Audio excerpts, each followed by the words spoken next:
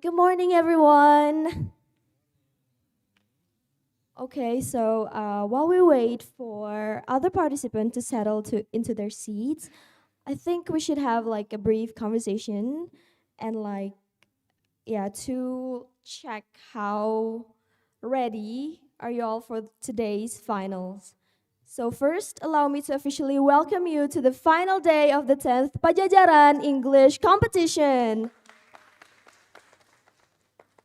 I'm Nazwa Kaila, and in just a moment, we will commence the final round of each competition. So, I think I'd like to speak with some of you, but I don't know where we should start. So, I think for storytelling participants, can you make some noise, please?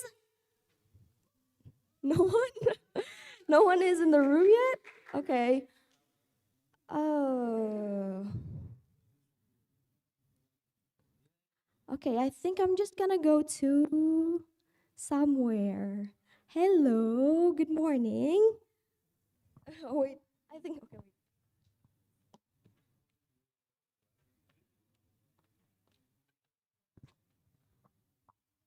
Check. Good morning. Here's the microphone. Yeah, Okay, good so, morning. yeah, good morning. I think, please state your name. Address me. Okay, okay. Okay, please state your name, where you're from, your institution, and the competition you participate in.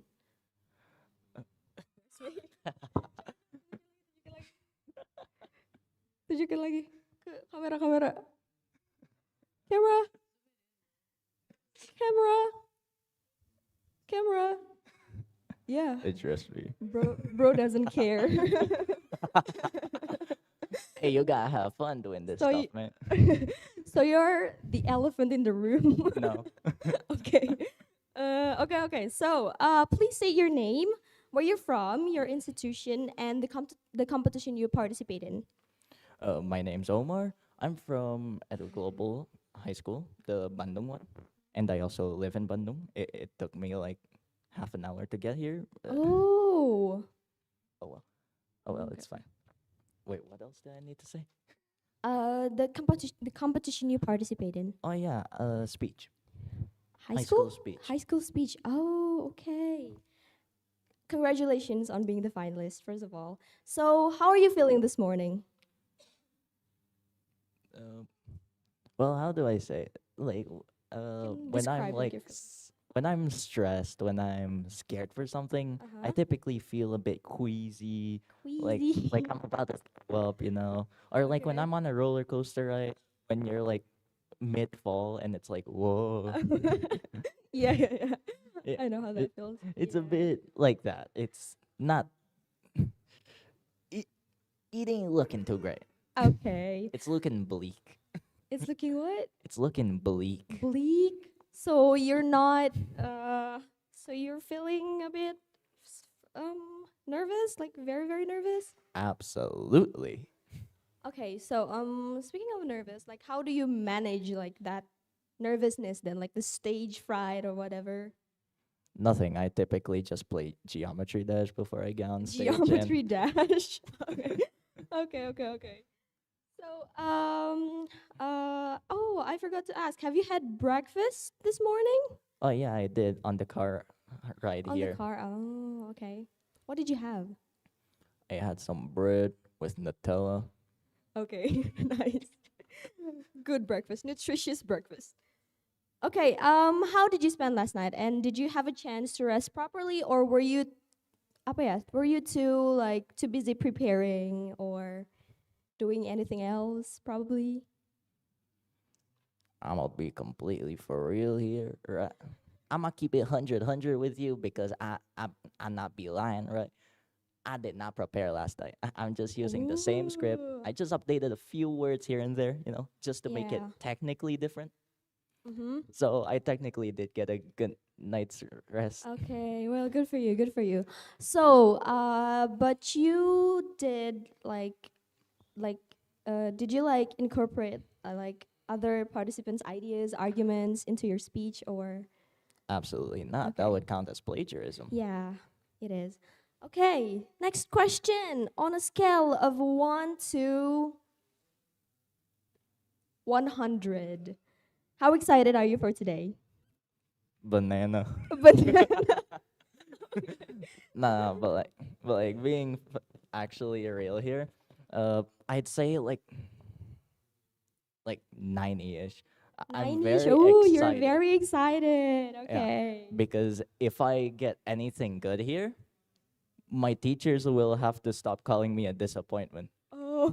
Same with my parents. I mean, you are a finalist for the high school speech competition. You're not a disappointment, of course. You did well.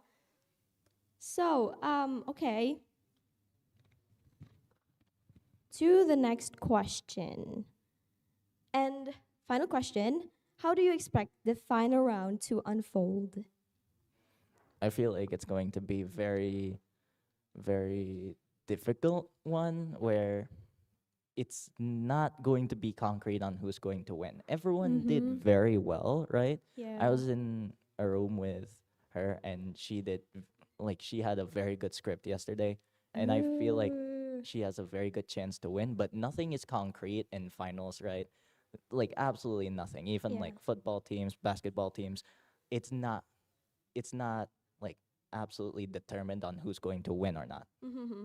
Okay, I think thank you for sharing. Like, but I want to ask another question. Like, are you two from the same school or No, no? she's So like, from Jakarta and I'm Bandung. oh, so are you guys like friends now or like? Oh, Yeah, I okay, just okay. met her yesterday. Ah, good, That good, good, that's good the for thing you. with competitions. You meet random people, you just start connecting. Yeah,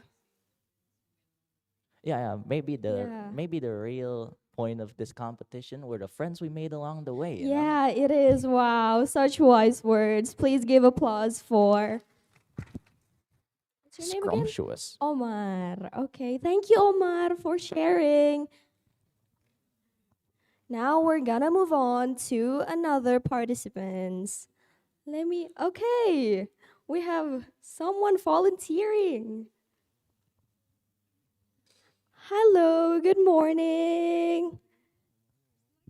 Hi, How are you feeling this morning? I'm feeling good. I'm You're feeling good? nervous a little Okay, bit. wow, good for you. Okay, well, please state your name, institution, and what competition do you participate in today? My name is Humaira. Everyone can call me Aira. I'm from SMA Negeri 3 Bandung, and I'm a participant and a finalist of speech high school division. Oh, okay. Give applause for Humaira. Okay. Okay, so how did you spend last night? Like, did you have a chance to rest properly or were you too busy preparing? Like, how did you prepare? Honestly, I feel like everyone has been, cramping everything up. I mean, we only have like one night just to prepare. Yeah. But I would say I spent my time pretty well. I divided it pretty well, and I don't know. I'm just really excited to see how my speech unfolds later. in the Okay, finals. wow. Okay, okay, okay. So, so you're feeling very positive. You don't feel nervous at all, or? Nervous is something that is very inevitable. I feel like Yeah. every participant is going to feel nervous, Yeah. but it's about how we control that. So I feel like how I control that is just by, the whole point of this competition is with the words that we want to say and the impact we want to give to other people. Okay, So I don't wow. really focus on my nerves. I just focus on what message I want to say to the people out there. Okay, wow. Give applause for Humayra again, guys. Okay, I think what I want to ask is like, do you have like any good luck charm for today? Like, Good luck because it is charm? the finals. Oh, definitely when I kissed my dad before I went to the competition today. That's good. I love my dad. He is my inspiration. And before I, go to any competition, I would tell him like, "Hey, can you pray for me?" And he would like say yeah, and then I'd kiss him goodbye. And usually when I come home, I get really good luck from him. So Okay. props to him for that. Yeah. Yeah. Okay. Okay. Okay. That's a very good answer. Okay. Next question. How do you expect the final round to unfold? This is a really good question because I noticed the finals have 18 people. That's a lot for finals. And the winners are 3 people. So I feel like it's going to be very, very competitive to get into the top 3. But you know what? We never really know, We never really know the performances that are going to come out. So I feel like Okay. it's going to be very competitive. But, don't let your guard down and just do the best, honestly. Yeah, okay. Thank you so much, Humaira. Thank you. Everyone, please give applause for Humaira.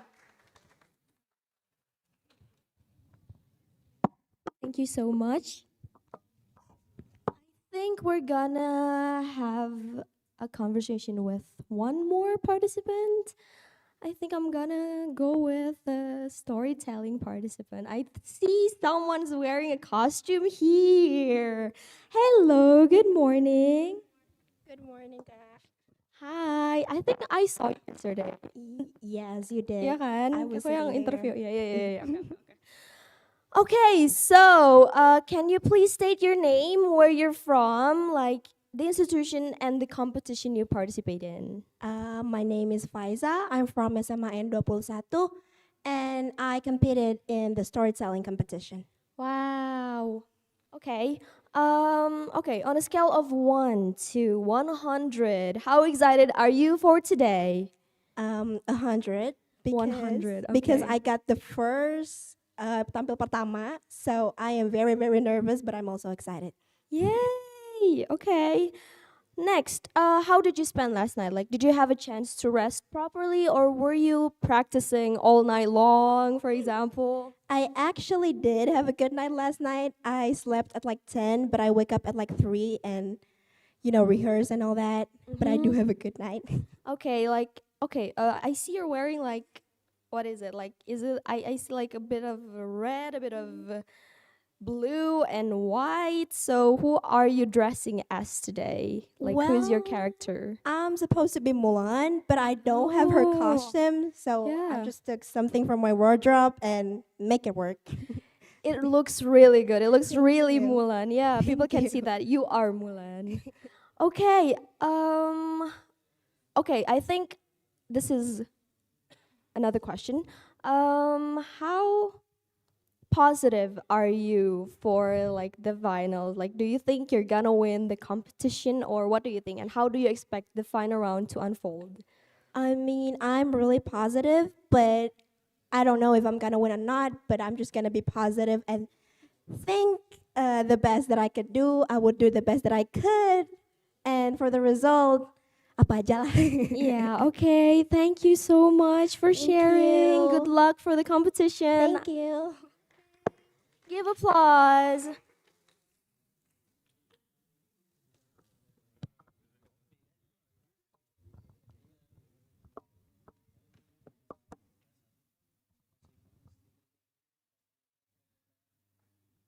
Okay.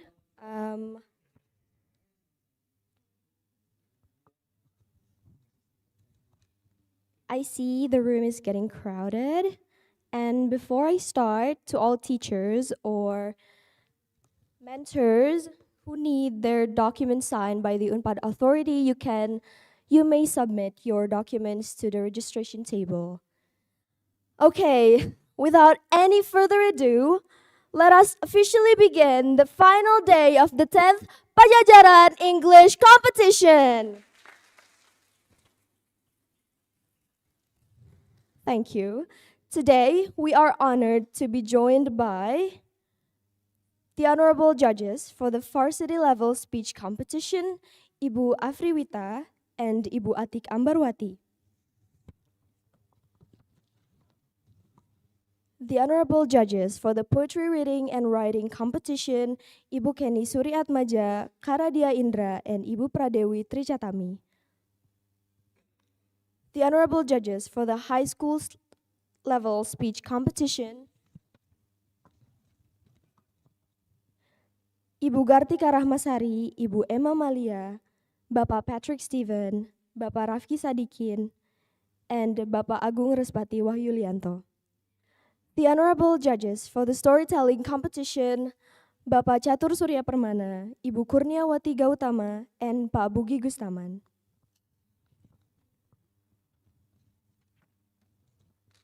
Honorable participants and finalists and esteemed audience, welcome to the final round of the 10th Padjadjaran English Competition.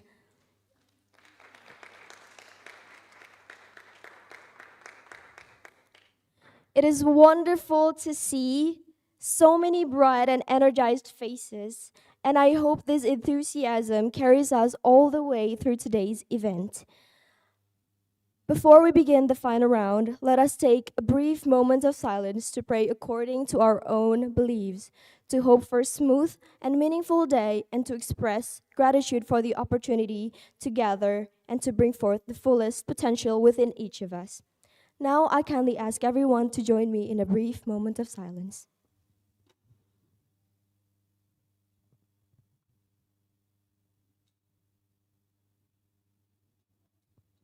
Thank you. We would also like to extend our heartfelt appreciation to our sponsors and media partners who have made this event possible. Our two-day festivities are supported by Wall Street English and the Thick Print. And we are grateful to our official media partners, Metro TV, Radio Untar, and Radio PRFM Bandung, for helping us share the excitement. And as a special note, while the competition results are being calculated, we'll be hosting the Gemasi Career Workshop for those interested in the Unpad English Studies program. Our distinguished alumni will share their professional journeys and offer valuable insights into navigating future careers in English studies. This event will take place at 9:30 a.m. in the podcast room, Building B, Faculty of Cultural Sciences, and at 10:30 here in the Pusat Studi Bahasa Jepang Hall. Okay, now I can see that everyone looks ready to perform their best. To ensure the day runs smoothly, our liaison officers will guide you to your assigned competition venues. And now, without any further ado, to officially commence the final round, I would like to call upon the person in charge, or PIC, for each competition branch. To avoid any confusion, please pay close attention. The first is poetry reading and writing competition. The PIC is Firdaus Prabowo. To all poetry reading and writing finalists, please come forward and follow Daus to your competition venue. Poetry reading and writing competition finalists, please come forward.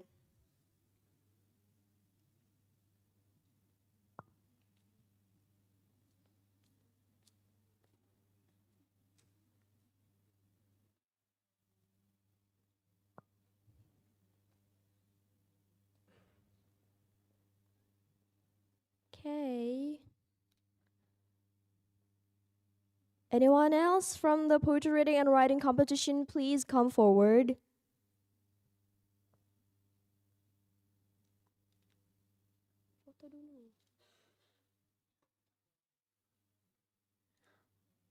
Okay, is this all? Oh, okay. So, udah ada? Okay. Now, please go to your competition venue at Building A lobby. Good luck to all poetry reading and writing competition finalists.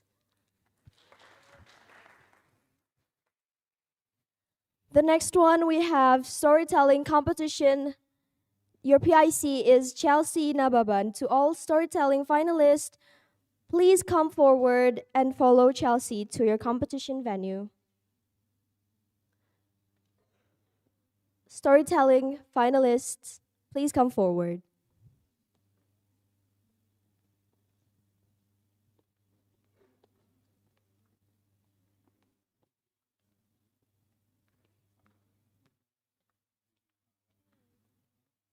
Good luck to all storytelling finalists. The next, we have the person in charge for the varsity level speech competition, Muhammad Haza. To all university speech finalists, please come forward and follow Haza to your competition venue in meeting room C. Wait for the participants.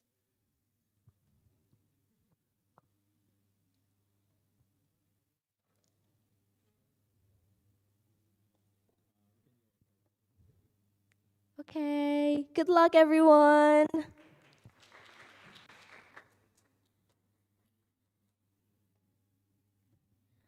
The last one, we have the PIC for the high school level speech competition. Asli Kana Enoch, for all high school speech finalists, please follow Kana to your competition venue.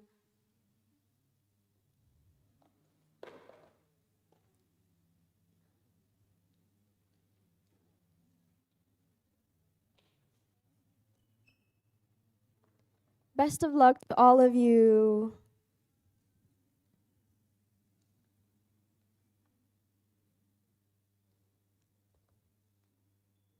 Okay, thank you, everyone.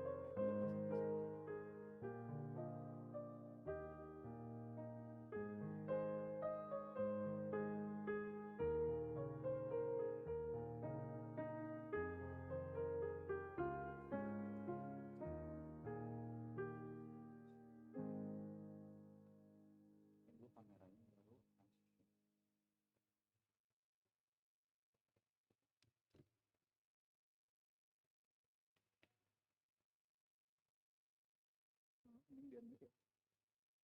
Gak apa-apa dan apa masing-masing kan suara.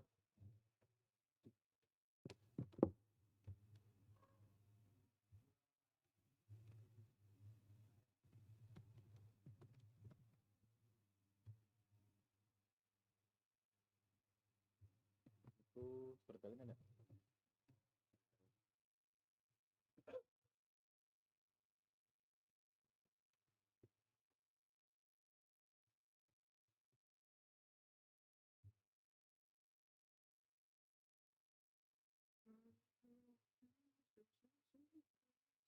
Bilang aja dulu tuh kayak pulang aja. Pulang aja. Enggak orang pulang aja orang. Kan orang sangat unmute. Itu unmute. Nah, satu unmute. Mau bikin apa nih? Ini ada Express dari Unpad bikin. Enggak dibeliin anjing, hidup akad. Dia dibeli. Dia dibeliin. Enggak minjem. Padahal butuh Adobe buat apa tuh? Itu coba tuh. Kelihatan. Apalah. Masuk broadcast. Tunggu aja nggak bisa. Tunggu ada mic-nya. Makanya belum nyalain sama dia. Coba yang lain dulu. Yang lain dulu. Stop. Anjing ini gampang. Ada baiknya bagus.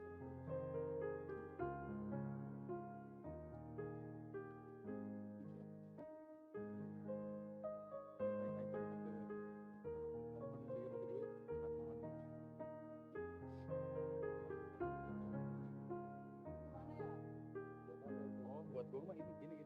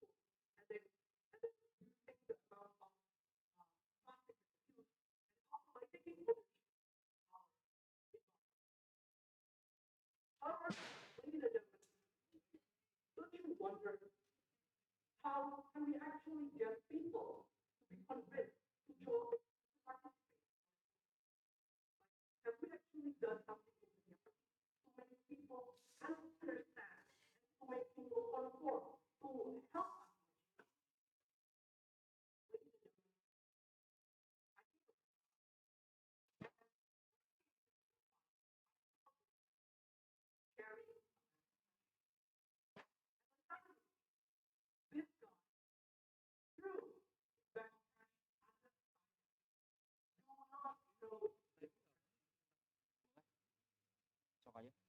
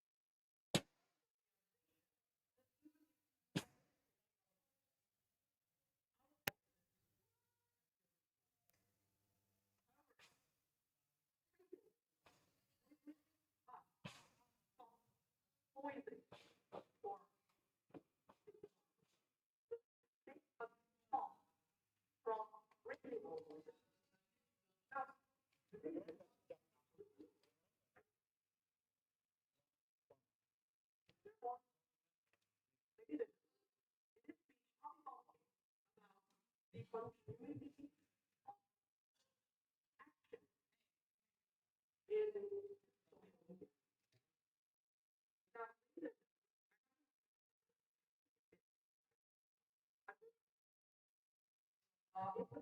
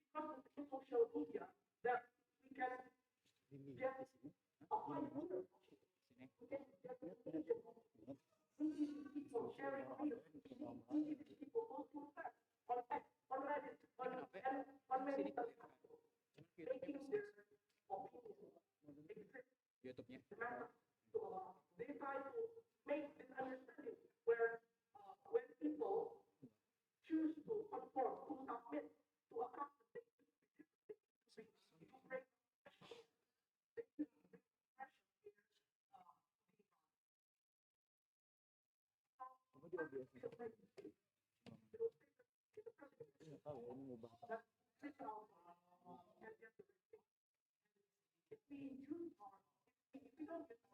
Kenapa nih?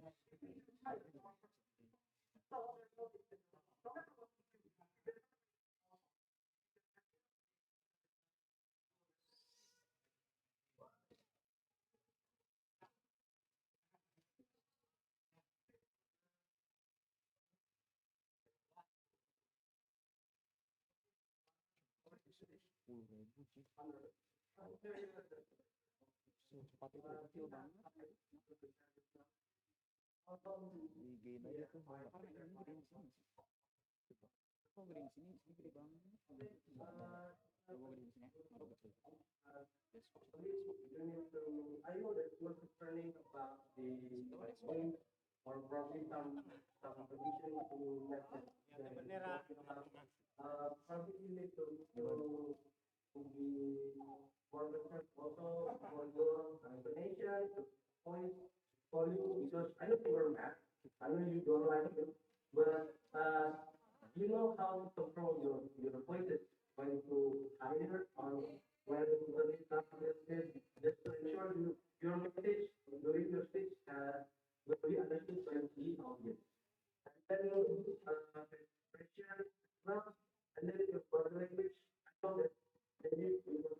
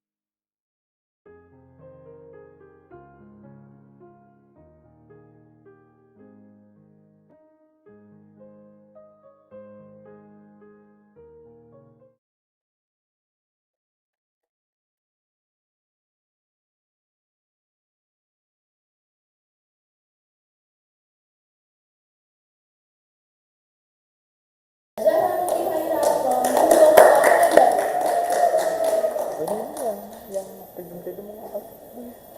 Yes. Eh, ada tahu Pak?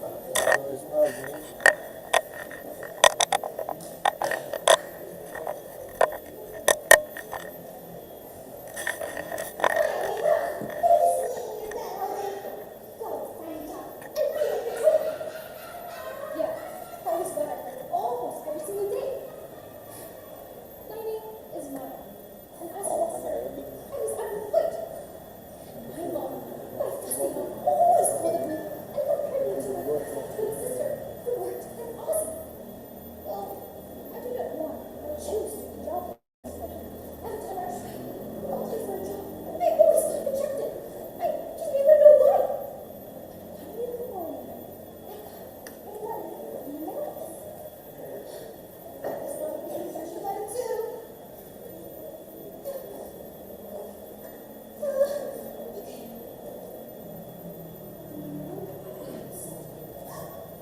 I got accepted. I was so shocked because me, I began the job. What a dream would that be? And it was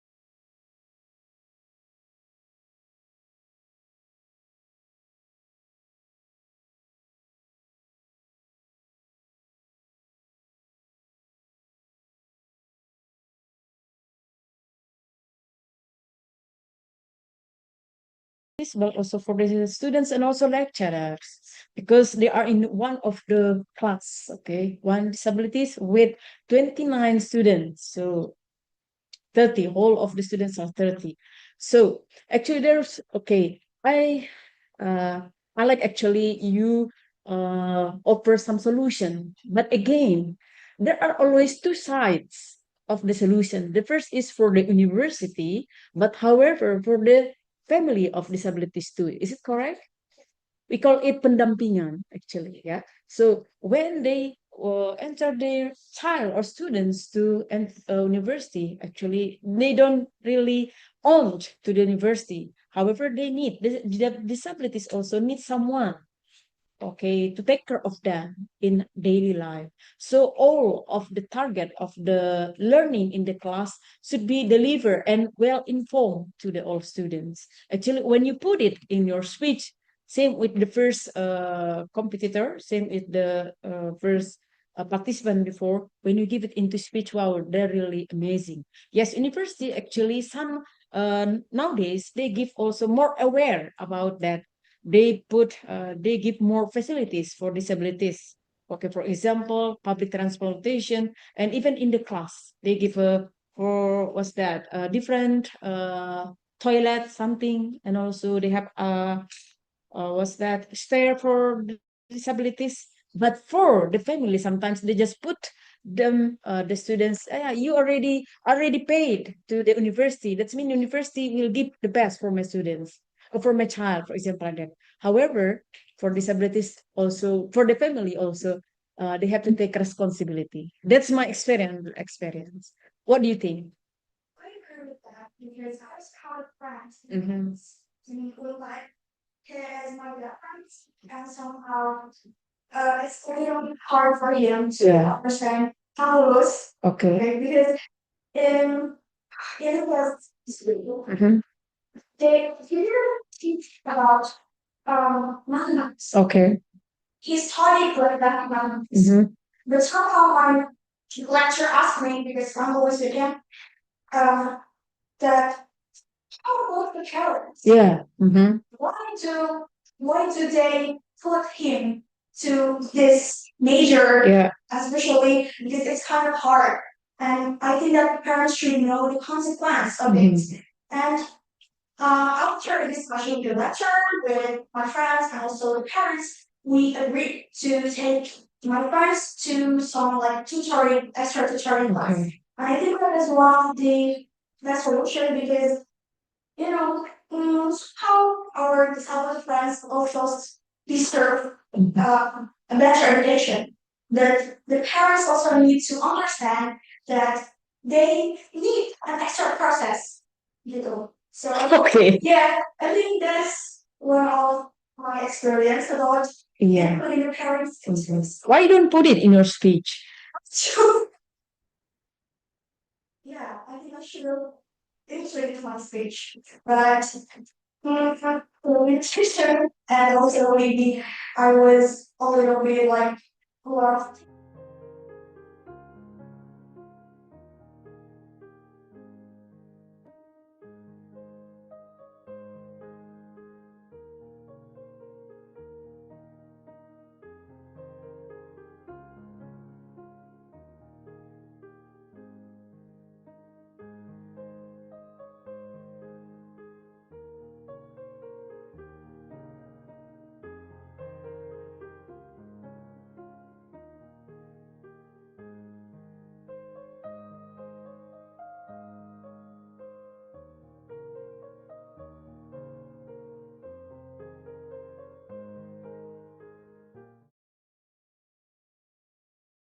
The second one, as the one that you have met, what is it, achievement, yeah, in this final round, as a finalist in this speech, you have to refer to one of the other participants have talked about on the previous day, which is yesterday. So I didn't listen, I didn't find in your speech that you refer to one of the participants that already gave their speech yesterday. Okay, so the lesson for you, I guess, you have to read again how the rules and the regulation when you are competing or you are participating in the competition, and you have to make sure that you meet all the requirements, the sub theme, and then how you complete your speech in the final round, which is equal to the other finalists that all the other participants speech give the speech yesterday. Okay, but I congratulate you as you have made so far. Thank you.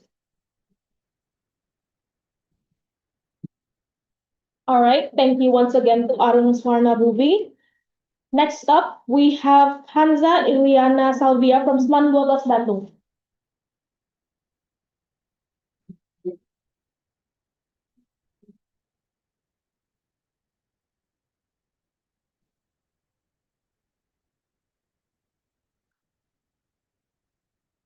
Honorable judges and distinguished audience, let us all imagine something. Imagine a world where girls and boys have the rights, same rights. Imagine a world with peace and equality. But now imagine a world where children don't have childhood. Well, yesterday, a speaker told us that the highest rate country for early marriage is Indonesia and also India. But that's wrong. Did you know that actually Nigeria has the highest rates for early marriages? In fact, nearly 30% of children who got married in Nigeria are under the age of 15. Yes, under the age of 15. Wow, that's the young age. Well, while we're still here, our parents still say, go to bed early and everything. Well, children in part of the world, their parents says, go find a man or a girl to marry. That's true. Well, today I'm Kansa Irana Solvia from 12 Senior High School. I'm not here to talk about my mom telling me to go to sleep. No, I'm gonna talk about what the other speakers told us, and I'm gonna elaborate it. This is about how education is every children's rights. Well, I would like you to raise your hands if you've ever dreamed of a future. I would like you to raise your hand if you want to pursue a higher education. Wow. Now, imagine this. Your dream ends when you're forced into be in an early marriage. And imagine this too. What if you're a young girl or boy, and you're Samim Ali? You might wonder who Samim Ali is. Well, Samim Ali is a 13-year-old girl who is forced to marry early to a man that is twice her age. And at that time, she didn't understand anything about what's going on. So she didn't have the courage to speak up for her rights. But this is where education steps in. Well, a study says that education helps children understand their rights. They recognize risks. They can recognize their risks, what they're gonna face, and resist harmful practices like early marriages. Not only that, but education can empower children, especially girls, to inform choices about their lives and their bodies. When children get education, they can recognize what is happening in today's world. And children have access to education. They can gain knowledge, they can gain confidence, and they can gain their independence. For many years, Samir didn't have the courage, and finally she had the courage to speak up for early and forced marriage. And what did she say? Early and forced marriage is just a criminal offense. Well, her story reminds us about Audre Lorde's quote, which is, "It is better to speak, remember, we're never meant to survive." She encouraged us that we need to speak for our rights, we need to speak for our needs, we need to stand up for ourselves in this oppressive system that we have right now. And we need to play our place in this world, this humongous world. Children are better to have education rather than being married off early. Thank you.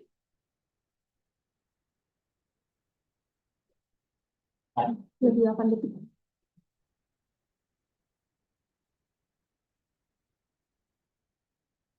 Okay. Hi, Hansa. If you go by Hansa, Yeah. how you feel? I feel excited, a little bit nervous, but after I was standing in the stage, the nervousness fades away and slowly by slowly. Good, that's good. So yeah, congratulations for making it this far. Overall, a strong speech. You know your strength, I would say. You pace yourself very well. You know you don't speak fast, right? So you make your speech length as it is, you adjust it, so that's good. It's good that you smile and or interact at first, right? You caught our attention that way. Also, you make some rhetorics like repetition, right? Keep repeat the word imagine, and you make some contradictions, you know, the ideal world you put in it versus the one that's happening, and so that kind of smoothly transitions into your topic, how you respond to our speaker. And you know, you stuck to that point all the way. that makes it more logical for coherence, smooth, smoothly closed, right? Figures I get to the next and so on. It's just a speech contest. I know that was your strength. This is the final round, right? Standard is quite high. So even though it is strong, you can try if you'd like in the future, for example. You've seen, a lot of other examples, for example, where the energy is just bursting, right? Now, I know it needs some adjustment, but if you'd like to make some adjustment for the future, you can try that, right? It's a performance, right? It's an act. So when it's an act, we can be someone that we're not. So I'm saying, yes, there's parts, of your speech which can be totally you, but there are others, for example, you're still young, so you can explore. So I'm just saying it might be in your favor if you try that more high energy warrior style and performance. I think that's all very strong overall. Thank you. Okay. Thank you once again to Hansa. Now it's Jaden Michaela Lindstrom from SMA Dharma Yuda Pekanbaru.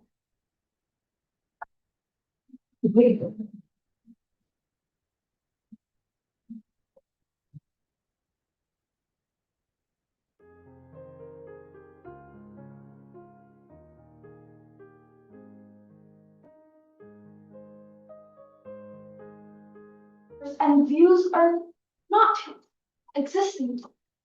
Will you still be who you are? Will you still act how you act? Will you still do what you do? And will you still wear what you wear?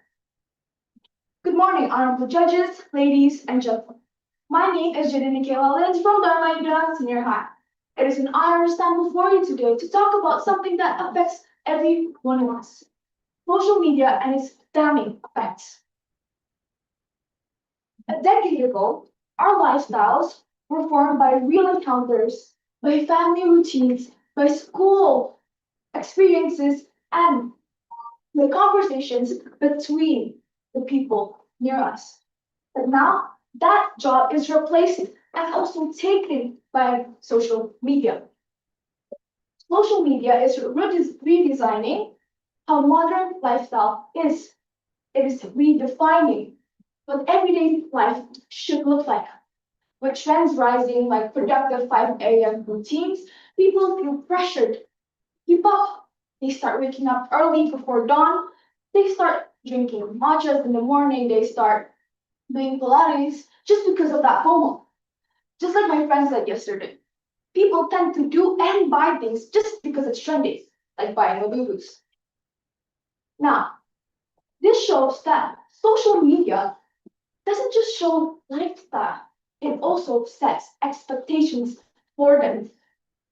Ladies and gents, beyond lifestyle, social media also affects our way of thinking.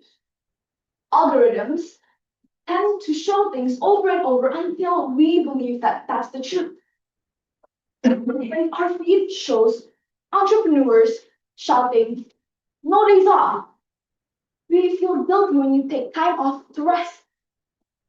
When our feed shows beauty standards, we tend to feel insecure. Ladies and gents, ladies and gentlemen, we need to remember that our way of thinking is not only affected by reflection, it is also because of repetition. So, at the same time, social media also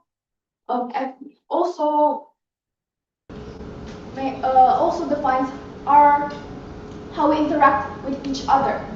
So, we simplify our emotions into emojis. We replace conversations with streaks. Ladies and gents, we speak less but post more. Even in groups, when we sit next to each other, that doesn't mean we engage. We still scroll mindlessly in our phones. Ladies and gents, besides all of the things that I mentioned, social media also creates a value of ourselves that might decrease. What I mean by that is a student might take pictures all day, every hour, but deletes them anyway because they don't feel like it's good enough. Finally, this is real. This is real emotions. This is real moments. And we let those moments define us. And when we shouldn't. Because of this, we change. Not because of improvement, because of validation in online personas. Ladies and gents, ladies and gents, danger the danger is not in posting. The danger is not remembering who we are before editing. Yet, there are lots of things that can make us become that can make us forget who we are. Ladies and gents, social media should not define us. It can shape us, but we cannot let it define us. It can inspire us, but it cannot control us. It can guide us, but it cannot change our voice, our value, and our identity. Ladies and gents, you need to remember that the most powerful life is not the ones perfected online, it is the ones lived with honesty, courage, and purpose. That is it from me. Thank you.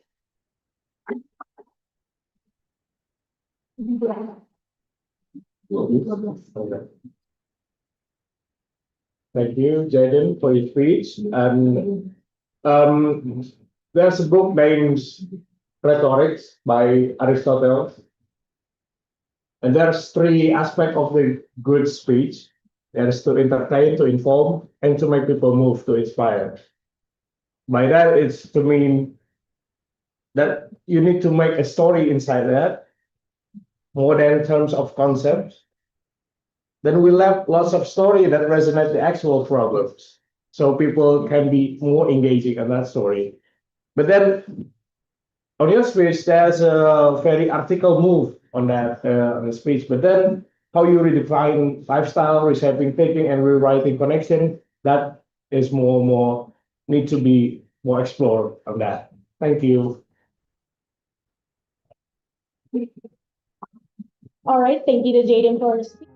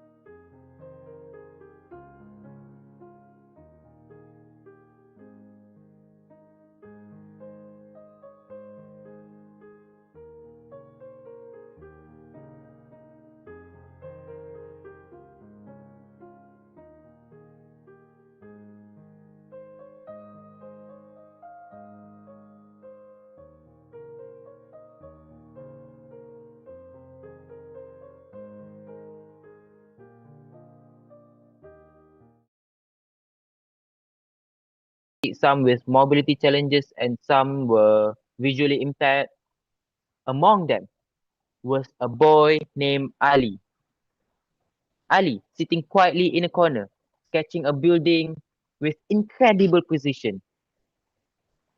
A facilitator approached him and asked, That's nice.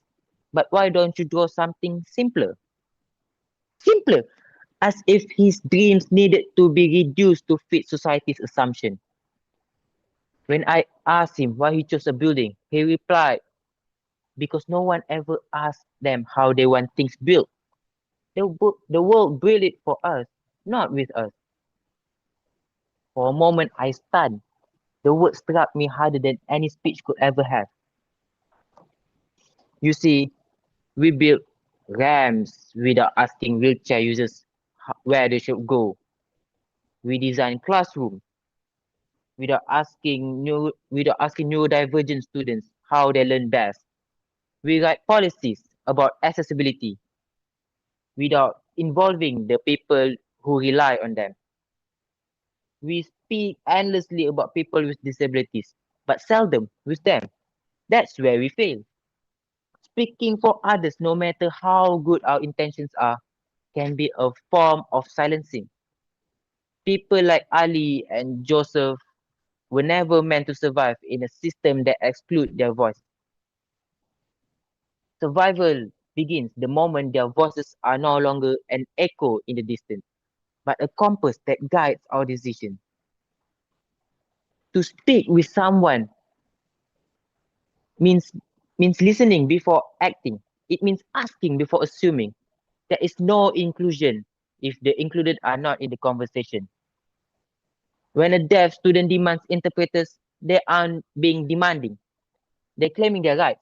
When a blind person asks for accessible materials, he isn't asking for special treatment, but for an equal access.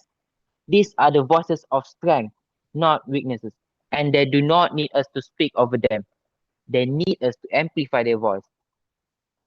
Imagine a world where employees design workplaces by consulting their staff with disabilities, where teachers redesign learning environments based on student feedback, where government implement policies that shaped by the people they affect. That is not charity, that is justice, and justice requires conversation, not assumption. So today, I'm here to speak not for Joseph or for Ali. They do not need a spokesperson, they need a society ready to listen. Ladies and gentlemen, it is better to speak, but it is even better to speak together. Together we break the walls, together we build the bridges, together we create a world where no one can be silent. Thank you very much.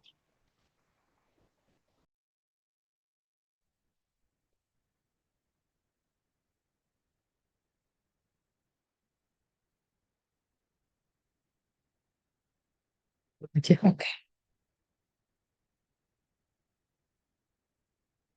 Okay, how are you there?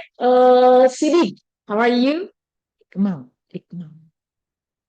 Can I call I'm you doing Sid? fine. Can I Yeah, call you sure. You can. Yes. Siddiq? Yeah, okay. All right, Siddiq's your speech present thoughtful and compassionate exploration of inclusion, which is the about disabilities. When you talk about your friends Ali, okay, the statements about the world builds it for us, not with us. It is powerful and well chosen, actually. Okay. However, the speech relies heavily emotion appeal, adding a little more structure quality on concrete. For example, looks like a policy, educations, and community space.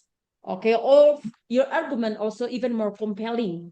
Okay, in terms of delivery, translation are generally smooth from the first paragraph into the seconds. Yeah, it's very smooth, but some sections are slightly repetitions, like speaks you mentioned 2 times. Overall, this is meaningful, well structured. Your speech only one the problems. Yeah, maybe because this is online, only the body language and emotion. When you actually Uh-huh. yeah, emotions, yeah.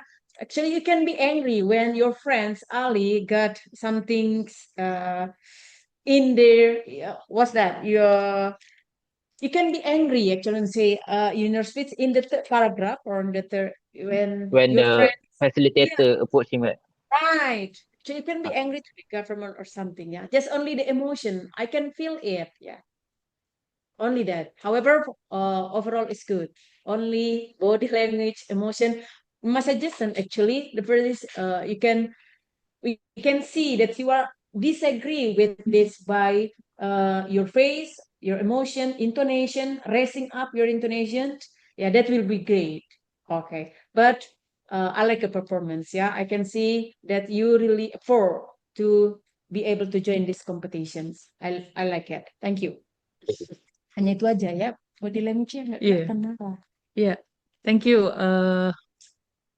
Yep, I think regarding the the body language, I think I second to Bu Ervina's observation.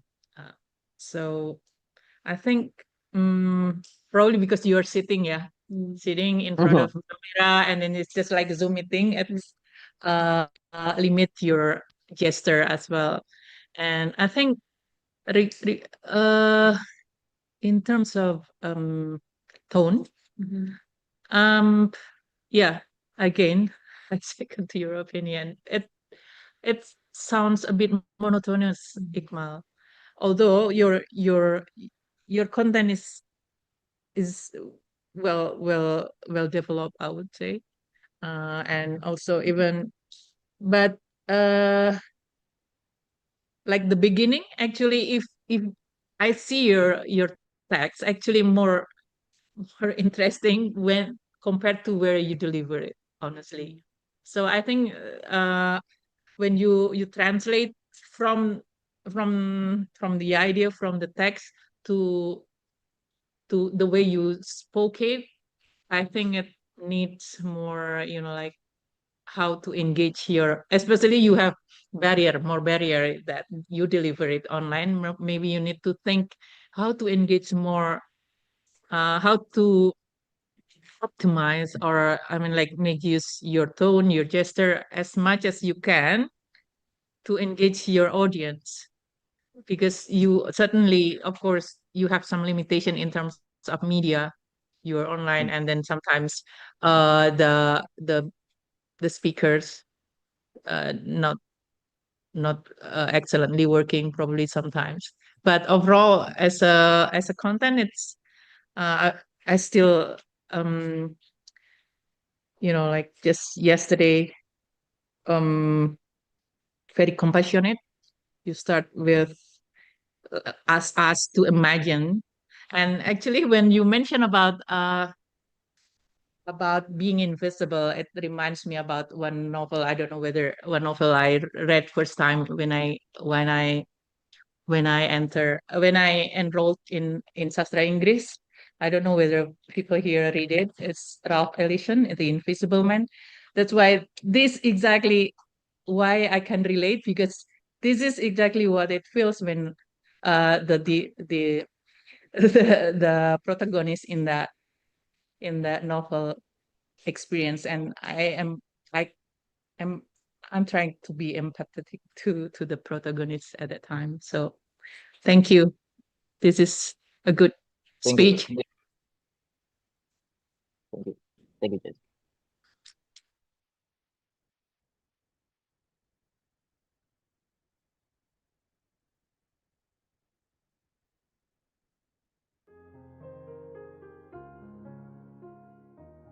Brawijaya.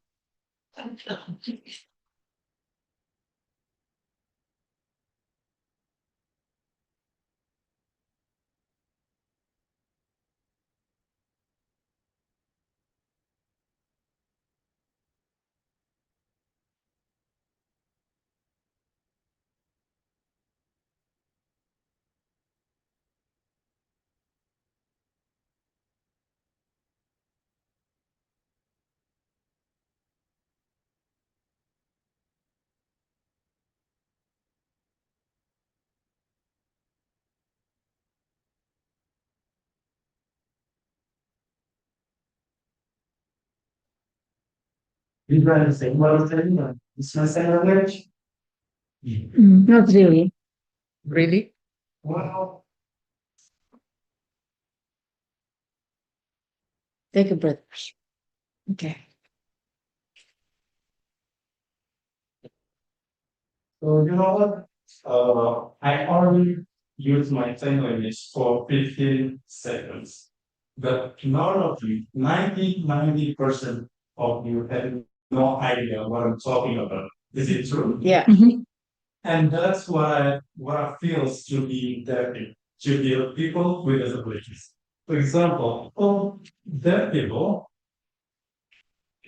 the entire life, they have no idea what these surroundings are talking about, right?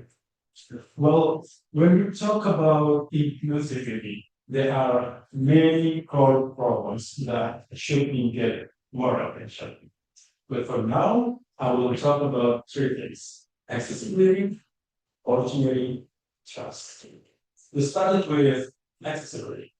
Society often sees people with disabilities as someone or individual who do not nothing or can do nothing. As someone that quite close with people with disabilities, with deaf and deaf people, uh,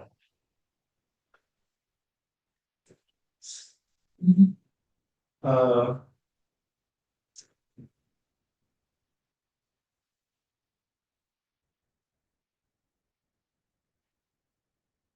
I realized how difficult it is when someone gives them an instruction and then they judge them by saying, "Huh, here we go again. They really can do nothing." But the problem is actually not their abilities, but their accessibilities. People give them instruction by force, while they already know that they barely hear the sound or voice. So this makes them difficult to understand something. Instead of people judging, they're supposed to be to communicate or asking how to communicate with them effectively. The next one is coach. Well, many people believe people with disabilities are not meant for public school because of their differences and their conditions. I come from the University of Padjadjaran, where I serve many big students with disabilities. And there, I witnessed how these people can thrive in public school as well, like everyone else. It is because the University of Padjadjaran started to give opportunity for them to embrace and to prove that they can also be like anyone else. And the last one is trust. During my time as a chairman of the organization of Forum Mahasiswa Inggris, there is a moment when I realized the importance of trust. In one of our events, we invited one of people with disabilities to perform live poetry readings. If you were there, you might have wondered like, what is talking about? I cannot even hear his voice clearly, and so on and so on.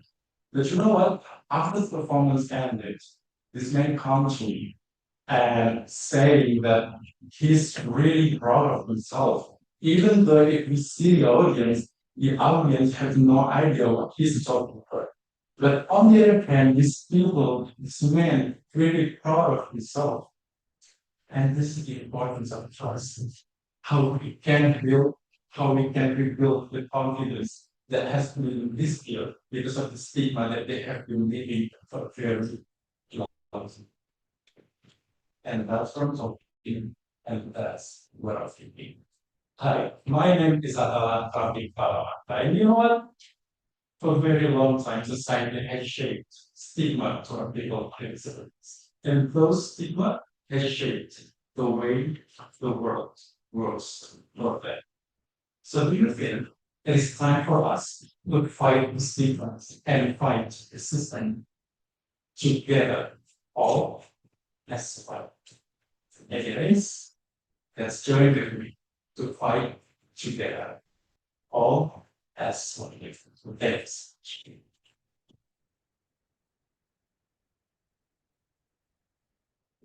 Okay. Oh, saya dulu. Halo, good morning, Mas Atala.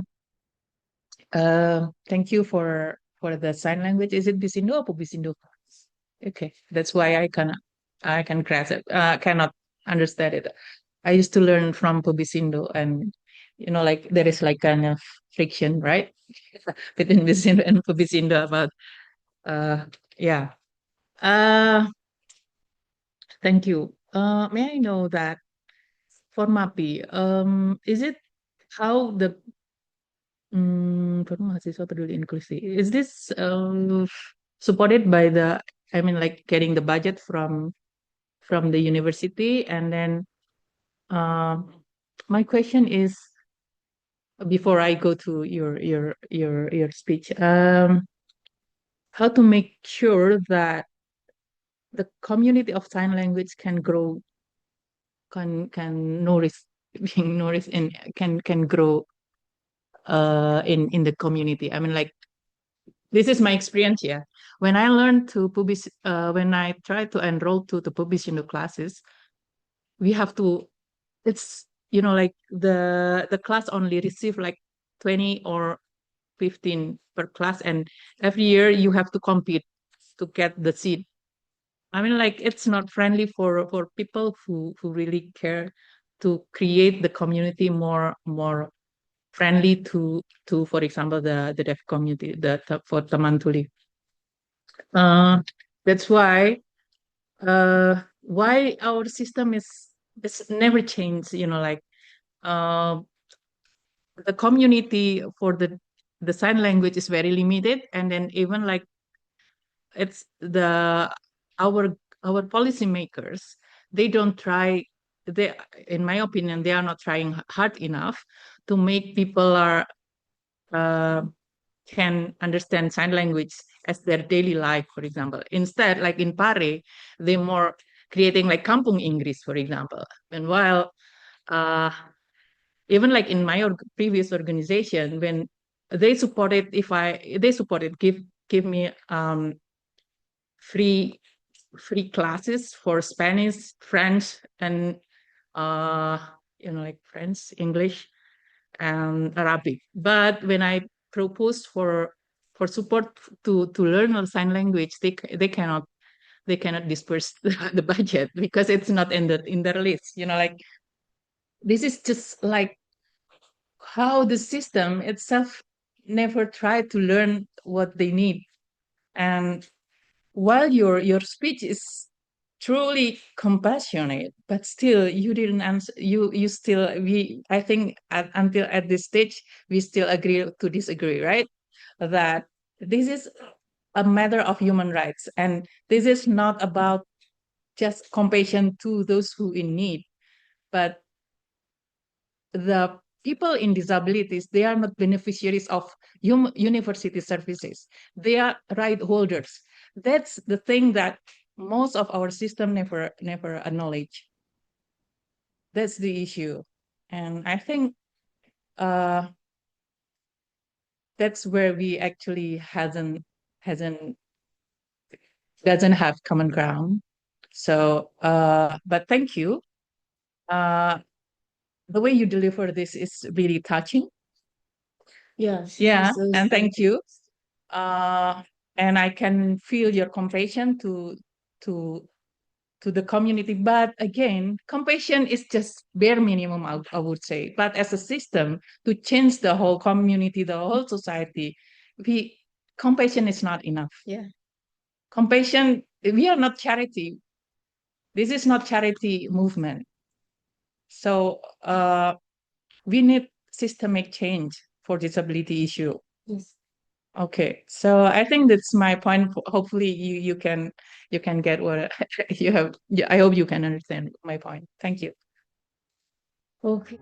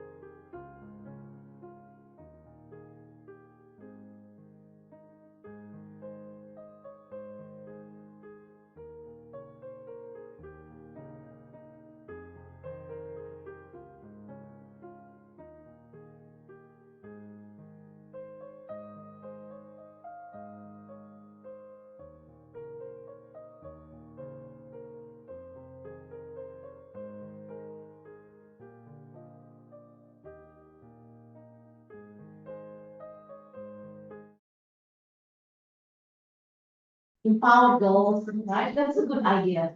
Okay. You think so? That's a good idea to think about us, influence girls to grow and then to support each other, to empower ourselves also as women.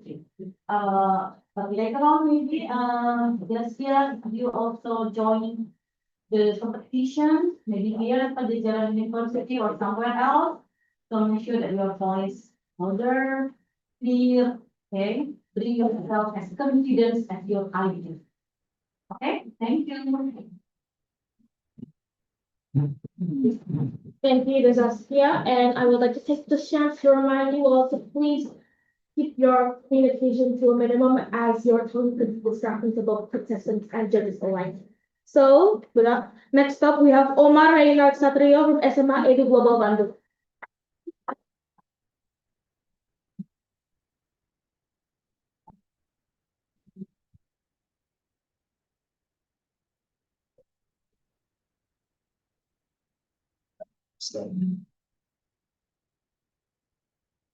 You see this?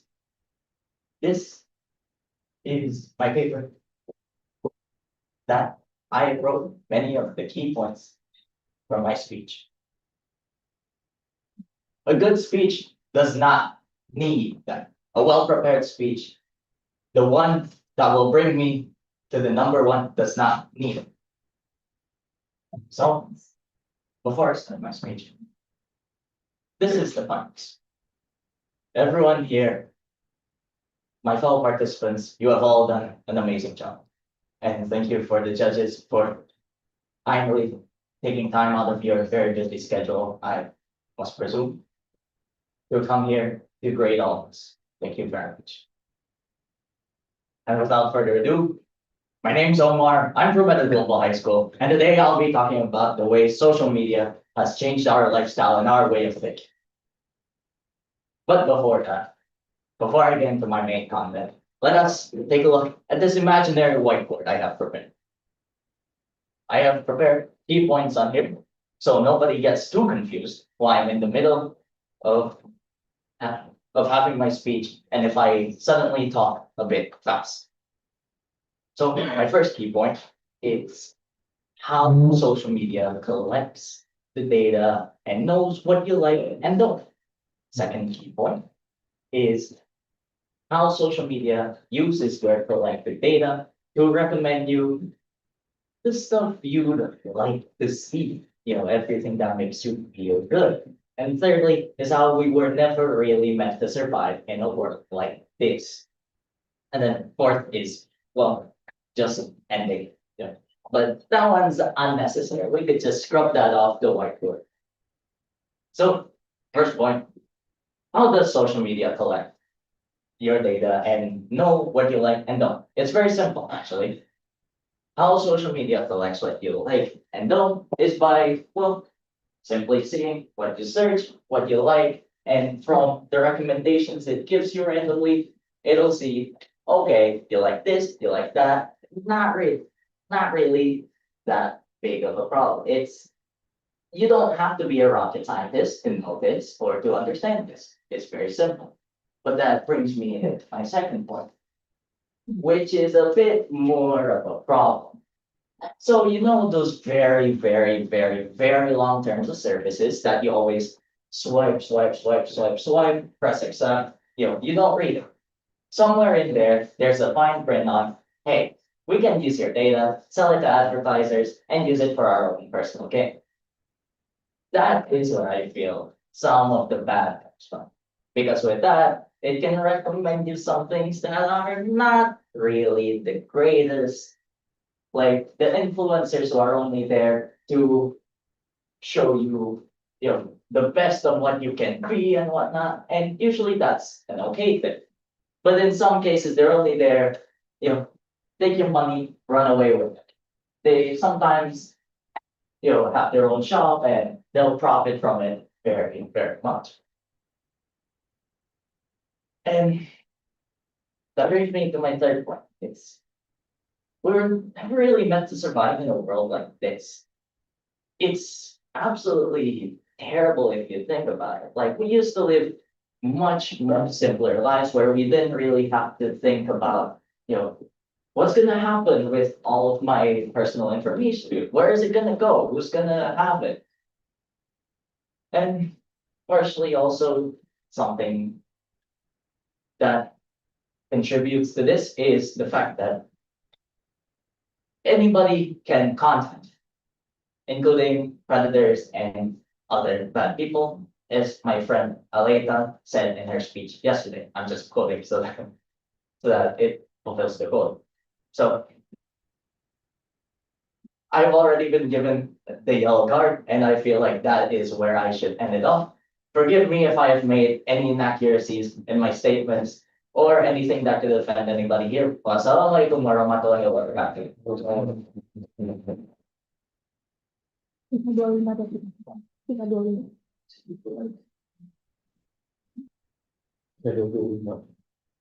Okay, Umar, right? Um, so you made an interesting start. It was a hook that gets people, stop playing with their phone and they have to look at you. Good point. But you mentioned something on paper, and then apparently it's kind of to show off or something instead of making a point about it. I thought that you were going to talk about environment or something like that. When you put something like that, but no, that wasn't the point. What you going to show? Everyone can see you're quite confident, fluent. No problem with like stuttering, maybe because you didn't memorize. I assume you that's not your approach. Is it right? Yeah, Most of what I said just now was improv. yeah, I thought that might be the case because it shows. So that makes you more confident and charismatic in a sense, in a unique way. So that's your own flavor.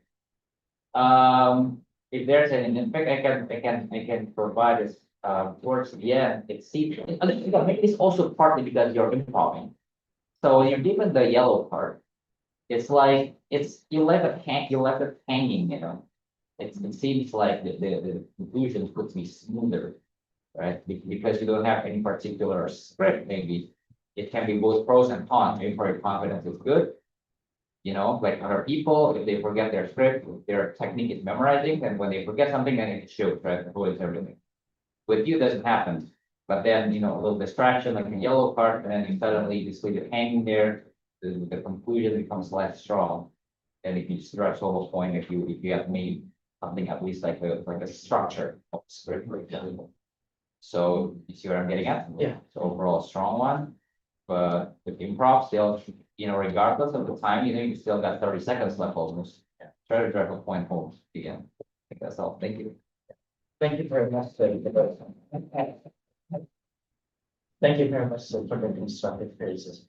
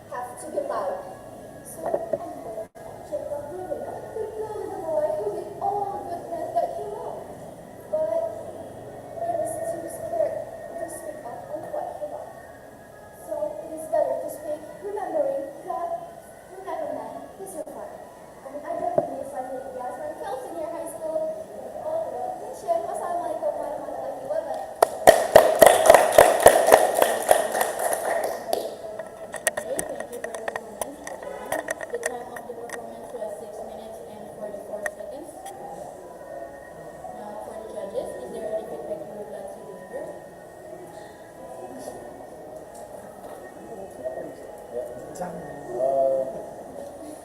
it's great performance. I love it. And use not quick.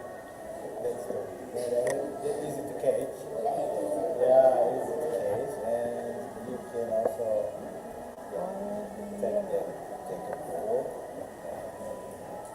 The property, that's private. That's good. Sometimes and then but you just miss the one thing that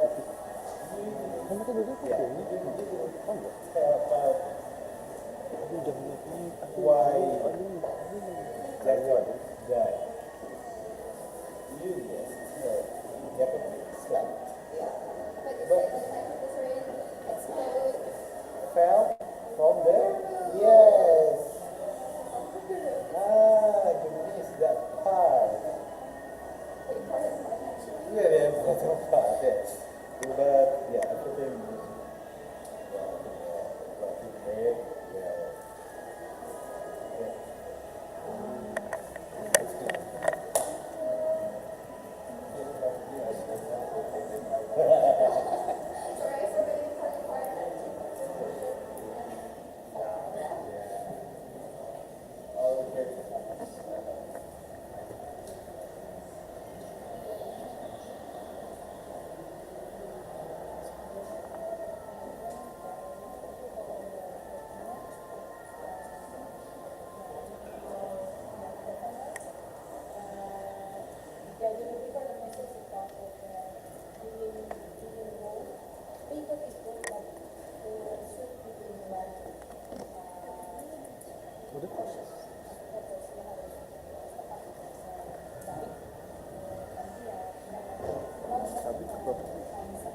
Tujuh enggak dia sebelah lagi dua lagi satu lagi ini kan habisnya short back terus Cleosnya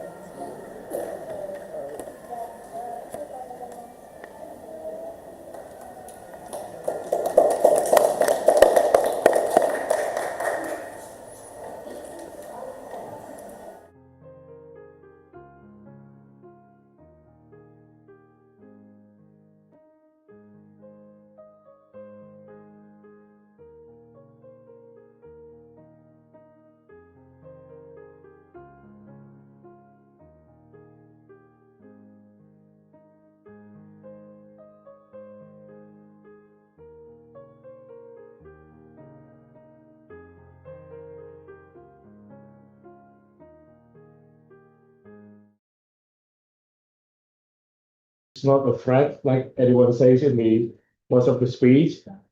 And then I say in the speech competition, it's okay to nervous. It's everybody's it's on everybody nervous. But then as I see in the text, that's a very good text. And then you have a potential. You can improve on the next level on that. Thank you.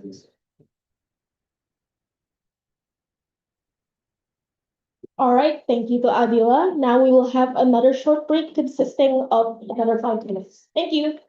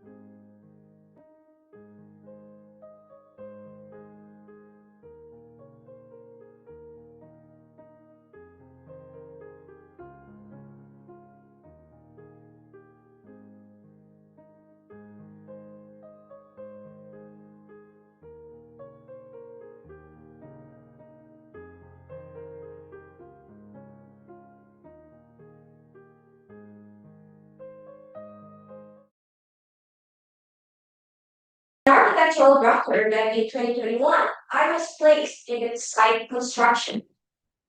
And I was surrounded by men, and I was the only woman in the site construction. In the beginning, the challenge I got was a catcalling from the worker from the construction site that just because I'm a female in the construction site. And I'm so shy and didn't have the courage to talk to anyone. On top of that, I never got invited into a weekly meeting because that meeting is a room full of men only. And it is so hurtful and like being underestimated by men just because I am. The journey does not stop there because in 2023 until 2025, I still work in construction. The only difference is that I stay in the office, but I still be the only woman in the room, and I still be the one who gets excluded because I never get invited again to every site visit.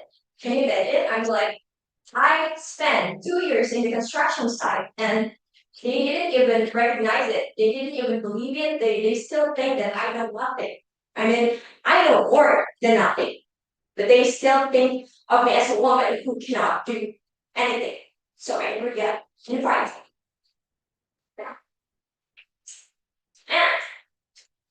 And 4 years working in the construction site, in the construction field is not easy for me because they always underestimate it. But I did it anyway because not everyone sees me differently. There's still some kind of people who still see me as who I am, not as the little girl. And I agree with Alia that says society, we are women made by society. And that society always see women and men differently. I think it's true because we cannot control everyone's thoughts. But what we can do is control our own thoughts. And here, I insist you to stop thinking less of women rather than men. That's an action you can do, and there's an action that I can do too. Currently, I'm doing a hackathon, and my team and I are developing a website to empower women in rural areas. We connect them and let them learn and prepare their future career. That's my action to respond to the problem. And I hope you can do yours too by start treating women fairly, see their capabilities, and trusting their skills. So here, I'm representing all women in the workspace, especially in the construction field. Because staying silent, in my experience, never changes anything. Thank you for your attention. I'm Thanks.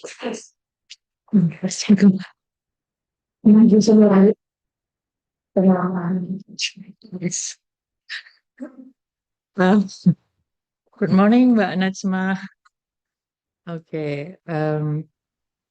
Thank you for changing the pathway, changing the topic from yesterday, disabilities, and today is about I would say this is more on the how It's about gender equality. yeah, in the workplace. Yeah. And equal opportunity in the work. And well, this is the argument is valid.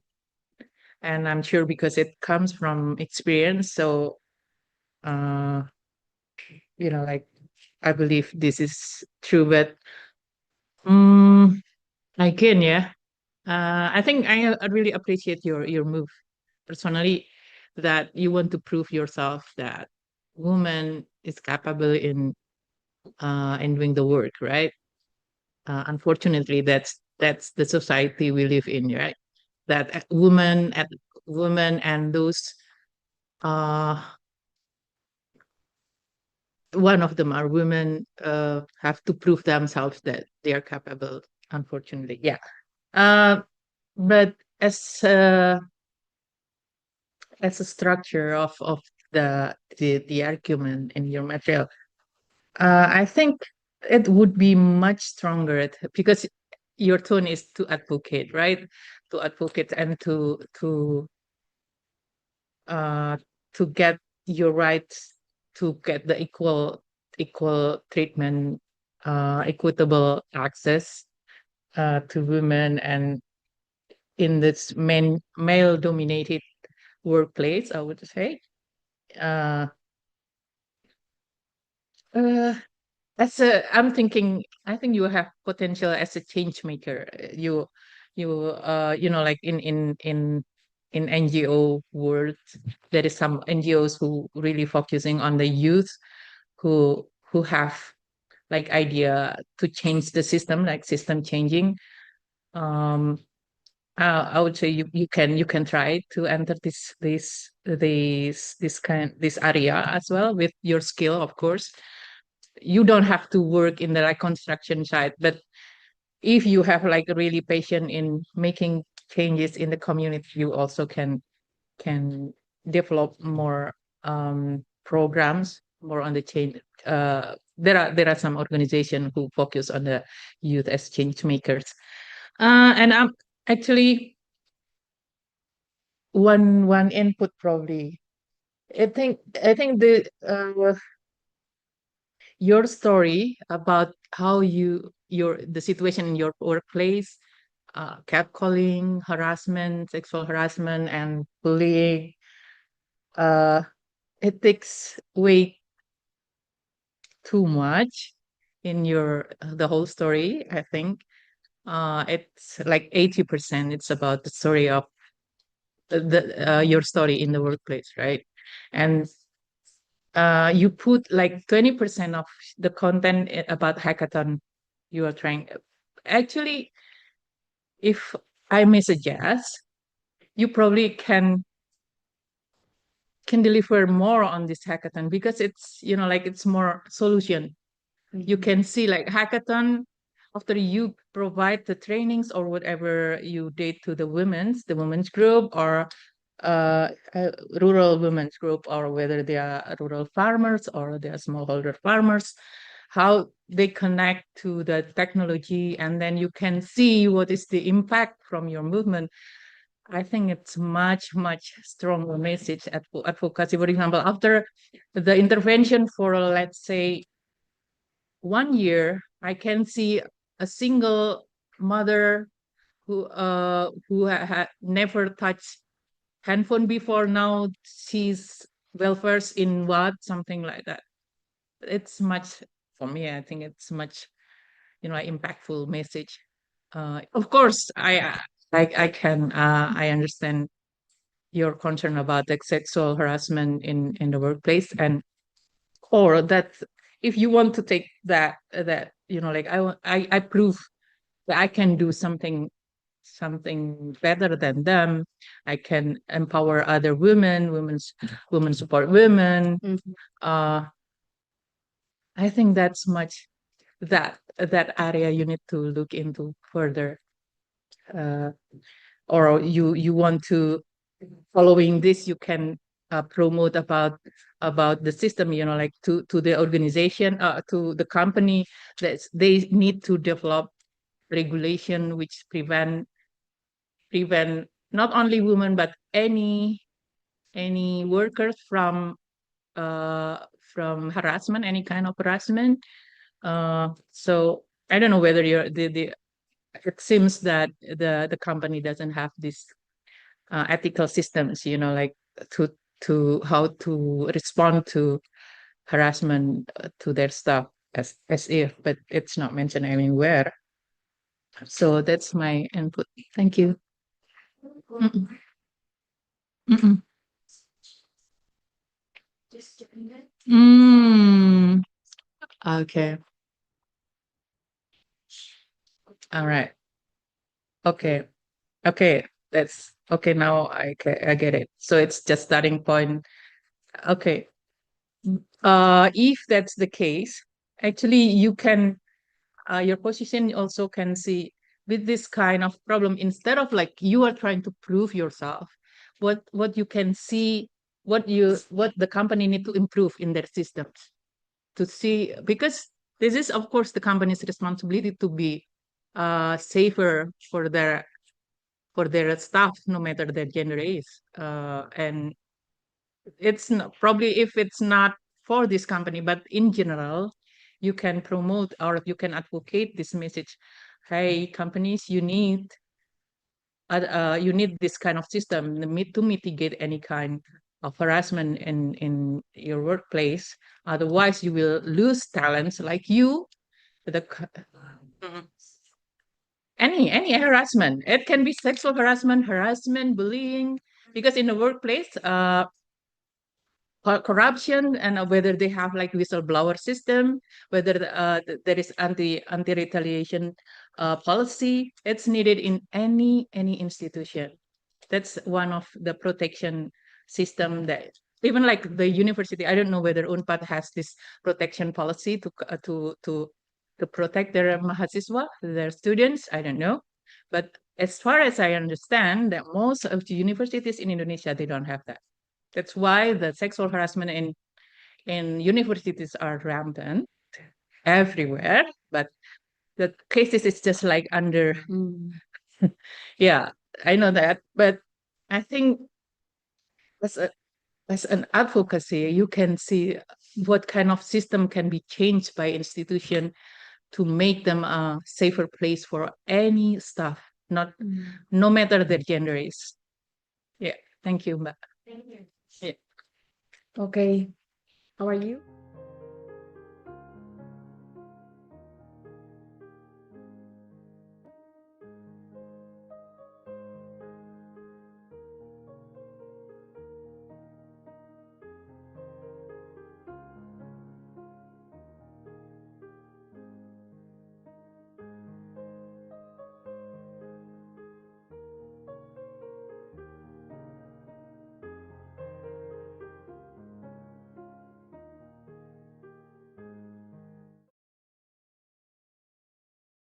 Fact is, it also made it harder for us to connect in the real life.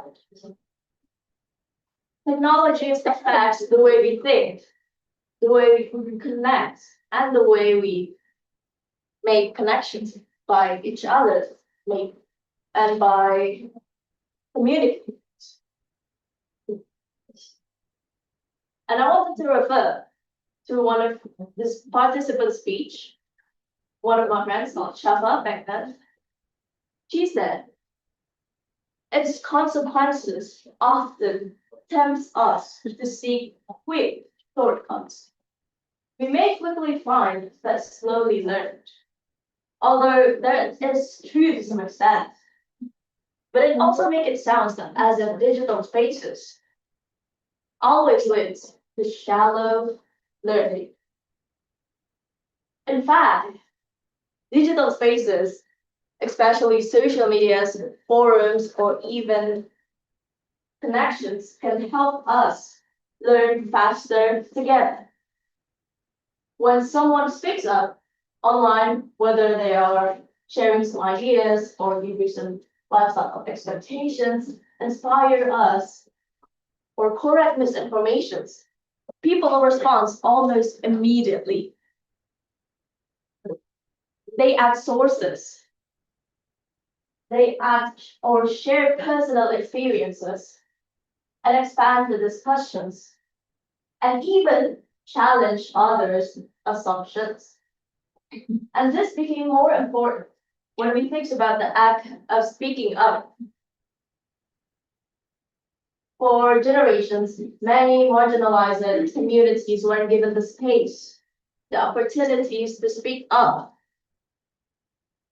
But digital spaces suddenly changed that. Suddenly, speaking up online isn't just a force. It's a spark. It can turn on and ignite our communities and even build global supports and create rapid spread of knowledge.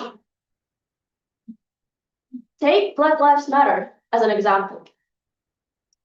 People across the world learned about systematic injustice.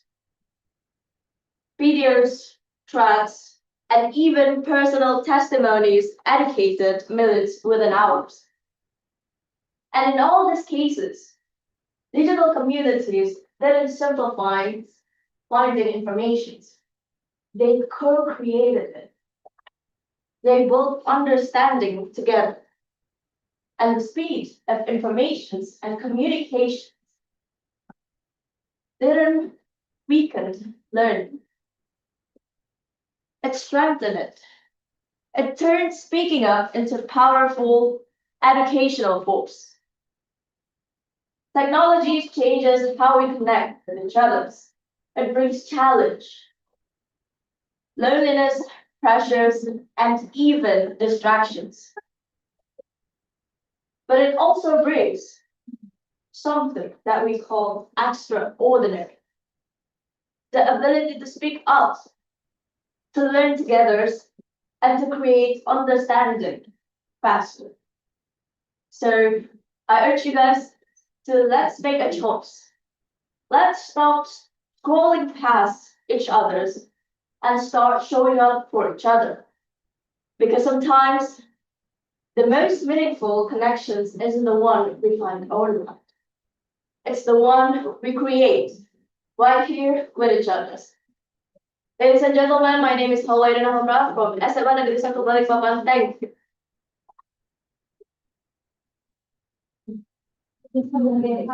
How are you today? Okay, I hope you were surprised yesterday. I think my was really good. Okay, so okay, because I can see that you delivered very confident, and I can see that you try to be confident, but I don't know, you're nervous. I didn't think so, because for me, when you speak, I think it's a little bit too slow sometimes. Okay, so that when I try to follow your speech, sometimes I like okay, and it's like I'm waiting for you to talk to the other part. So, but it's good that you explore the stage. You try to engage to us, and I can feel that.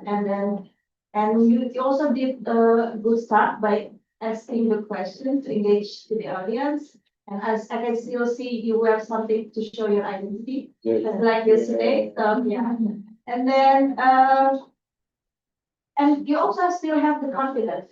Okay, you can make eye contact and you didn't break the eye contact, even though I look at you and you still can maintain that. So I think, oh, I just have some, what is it, suggestion about some pronunciation. So sometimes you put S the end. In the beginning, I don't know whether you try to build up the or you feel confident or not, and you use like to connect.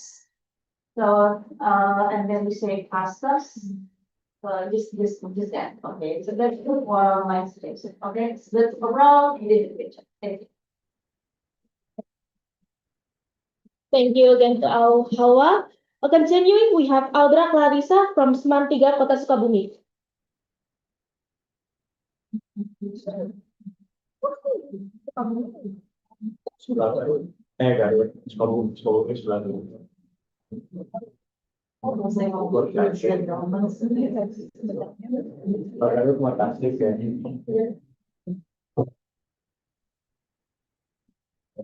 A year ago, I joined a storytelling competition with my friend. I practiced endlessly. I stayed up past midnight just to practice. And I even practiced talking to my mirror for days. Now, at the end of the day, my friend was the one who got called up as the winner. Everybody clapped and congratulated her, as they should. But I first smiled, but deep inside, there was this voice that kept whispering to myself, am I not good enough? I tried so hard, but why is she the one who gets all the glory? Honorable judges and dear audience, I'm Audre Clarissa, and today I'll be talking about bullying, but not just any kind of bullying. I'll be talking about self-bullying. Dear audience, many of the contestants yesterday mentioned about how big of an impact bullying has towards its victims. One of them thought about a victim who bombed his own high school. Another one mentioned about a victim who ended her whole life, all due to bullying. Most of them suggested to be kind toward others as the first solution, Now, let me ask you all something. How can we be kind to others if we aren't even kind to our own self? Let me explain. Self-bullying is when we become a bully of our own. Whenever we feel down, a voice always whispers insults, criticism, and unrealistic expectations. This happens because we are unhappy with ourselves. Most of the time, we don't even notice that we are actually self-bullying. It can start with something as small as scrolling through social media, seeing someone the same age as us, and seeing them achieve all our dreams. Then we start thinking, why can't I be more like her? Why am I just so behind in everything that I do? Audience, why do you think self-bullying happens? It happens due to many reasons. It can come from stress, negative comments from others, social pressure, and high expectation. When we don't reach that expectation, we drag ourselves down. And that feeling of dissatisfaction builds up and eventually it explodes, destroying our mental health. When it does that, we tend to try and escape the reality from it. And if not handled correctly, we can turn to unhealthy coping mechanisms, using aggression and even self-harm. Now, all of these actions can actually lead to misplaced anger. We feel disappointed and angry to ourselves, but we express all those emotions to innocent people instead. And when that happens, this marks the early start of bullying. Now, dear audience, did you remember the story at the very beginning? Yes, I was really upset and jealous. But at the end of the day, I was able to make peace with my own mind. How, you might ask? Well, there are 4 ways to prevent bullying. First, we have to acknowledge our feelings. Whenever we feel sad, we have to accept it. Remember, sadness is okay. Disappointment is normal. And jealousy is something that everybody feels once in a while. It's part of what makes us human, but it's important that we know how to control it. Because if we don't, it can cause irreversible pain. Second, practice self-compassion. Speak kindly to ourselves, just like how we speak to anyone else. Change, I'm useless, to I'm struggling, but I'm trying.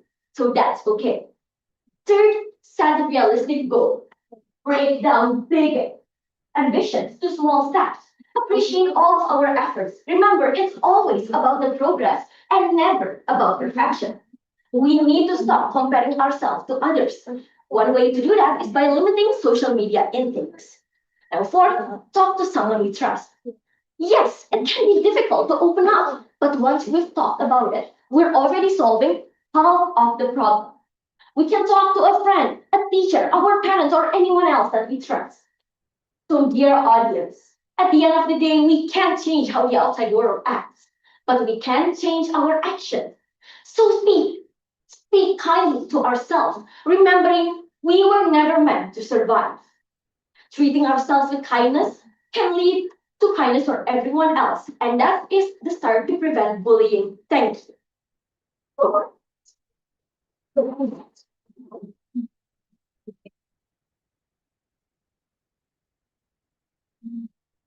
Okay, good morning, Audra.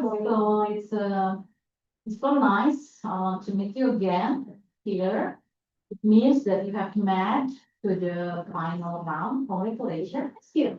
Okay, and then I also see some improvements, and then you give some different what is it, styles? Yes. When you are performing.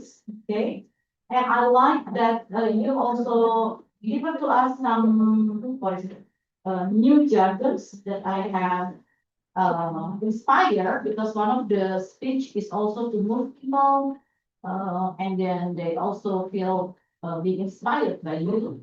Self-bullying, and then the jargons that okay, stop the unhealthy social media intake. So I think that you bring good points on that part. Okay. I just want to make sure that while you are performing your or what is it, delivering your speech, Do you mention to refer to one of the other parties? I mentioned that many of the contestants yesterday talked about how bullying affects a victim, and then we talked about how the example of that case, like a victim that bumped from high school and a victim who took her home, right? And then I mentioned that most of them said that the suggestion that they can give is to be kind to others. And I kind of questioned that here. I asked, how can we be kind to others if we don't start to be kind to our own selves? I remember one of the participants said something about Bob at high school. Yes. Do you remember his name? I don't It was very long, but I think it's very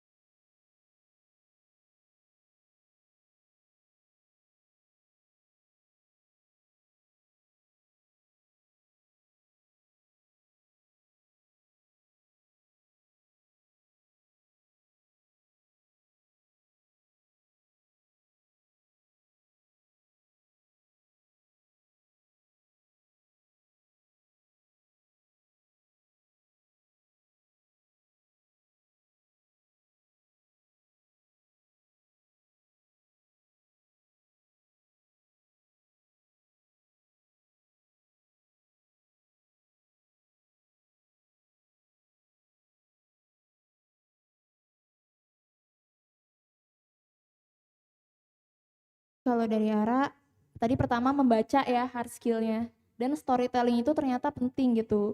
Oke, mungkin ternyata lumayan kepake banget ya. Walaupun kelihatannya basic-basic ya teman-teman, membaca, menulis sehari-hari ya. Ternyata kalau di kita mah sehari-hari. Cuman ternyata itu applicable banget ya ke dunia pekerjaan dan masih relevan bahkan sampai sekarang ya gitu. Oke, mungkin pertanyaan kedua yang mana ini mungkin bisa relate juga ke teman-teman. Di sini siapa yang angkatan 22 sebentar lagi lulus? Oh, banyak ternyata di sini mayoritas sebentar lagi lulus. Lagi pada skripsian kayaknya dan mungkin lagi pusing-pusingnya menentukan masa depannya nanti mau kayak gimana gitu. Dan kakak-kakak di sini mungkin aku mau nanya nih, gimana sih awalnya kepikiran untuk terjun di bidang itu gitu? Atau kayak even dari awal banget skripsian atau mungkin dari baru banget lulus fresh graduate atau pokoknya lulus dari sastra Inggris gitu. Kayak gimana bisa form an idea tuh mau kemana gitu atau kayak ngelihatnya tuh dari mana sih kayak lulusan sastra Inggris tuh kalau jadi mana aja atau emang berdasarkan dari minatnya sendiri aja gitu. Mungkin boleh dari Adi dulu.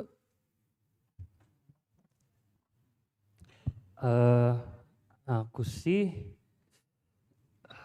dari dulu suka apa ya artikel-artikel yang ku baca tuh dari yang luar atau yang Indonesia selalu apa yang aku suka tuh ku bookmark gitu kan. Jadi itu selalu aku go back buat baca lagi dan I guess itu jadi yang mendorong aku untuk oh ya bisa nggak ya nulis journalistic piece juga gitu. Dan beragam juga kan ininya, formnya dan akhirnya ya iseng-iseng aja setelah lulus coba apply ke beberapa media gitu dan aku sebenarnya berusaha untuk kejar media yang lebih story oriented gitu, nggak cuma hard news karena kan rada apa ya depressing juga setiap kalau news sebenarnya tapi especially sekarang gitu tapi anyway tapi ya akhirnya itu yang dikejar dan aku udah lihat beberapa artikel Jakarta Post tuh naratif centered gitu. Jadi itu yang ku kejar dan alhamdulillahnya dapet sih. Iya itu.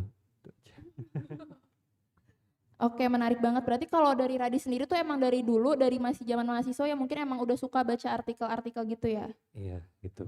Oke, kebetulan banget. Di sini aku tahu nih teman-teman beberapa ada yang sumber data skripsinya dari di Jakarta Post ya. Tunjuk tangan siapa-siapa. Mungkin jangan-jangan salah satunya ada tulisan Radi ya. Mau dong jadiin enggak. Oh, mau tuh. Boleh nih teman-teman abis ini langsung disamperin aja. Oke, makasih Kak Radi. Mungkin boleh selanjutnya aku mau dengar dari Ara dulu. Oh ya. Oke, kalau dari aku cara menentukannya itu dari peran apa yang aku selalu end up with dan aku enjoy itu di mana. Kayak contoh, dulu itu pas aku masih kuliah, aku itu jadi fasilitator Prabu, terus aku juga jadi fasilitator Gates, lalu aku juga di Gemasi itu himpunannya advokat, lalu di luar itu aku juga bagian communication di bagian volunteernya. Aku selalu merasa bahwa what energizes me the most itu pasti serving people. Kayak I like when people nanya sama aku suggestion and what advice. Terus juga pun jika aku belum tahu di outcome atau aku belum tahu gimana cara memperbaikinya, at least I learn from it gitu. Jadi there's always something that I learn for. Itu yang paling menentukan kalau ternyata aku tuh suka dengan human dynamic issue. Hence aku jadi pilih HR karena menurutku HR itu selalu berhubungan sama karyawan dengan konflik both dari karyawan dan perusahaan itu sendiri. Itu sih dari aku.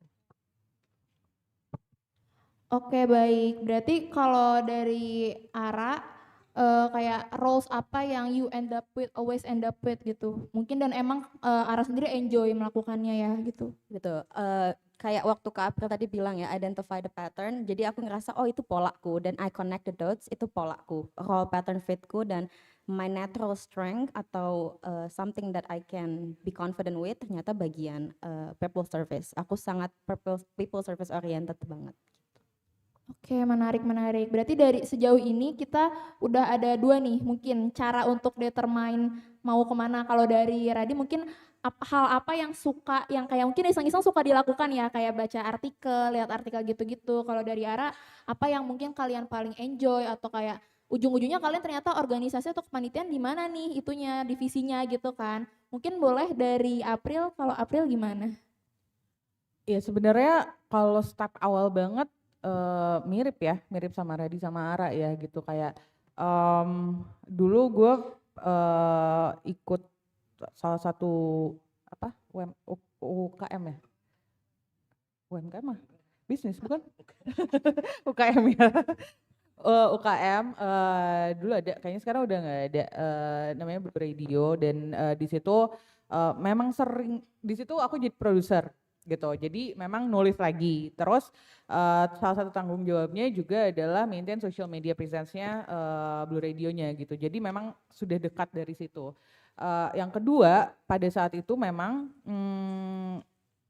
cukup banyak referensi karena di tahun aku lulus tuh digital marketing tuh lagi naik banget gitu, baru naik banget gitu.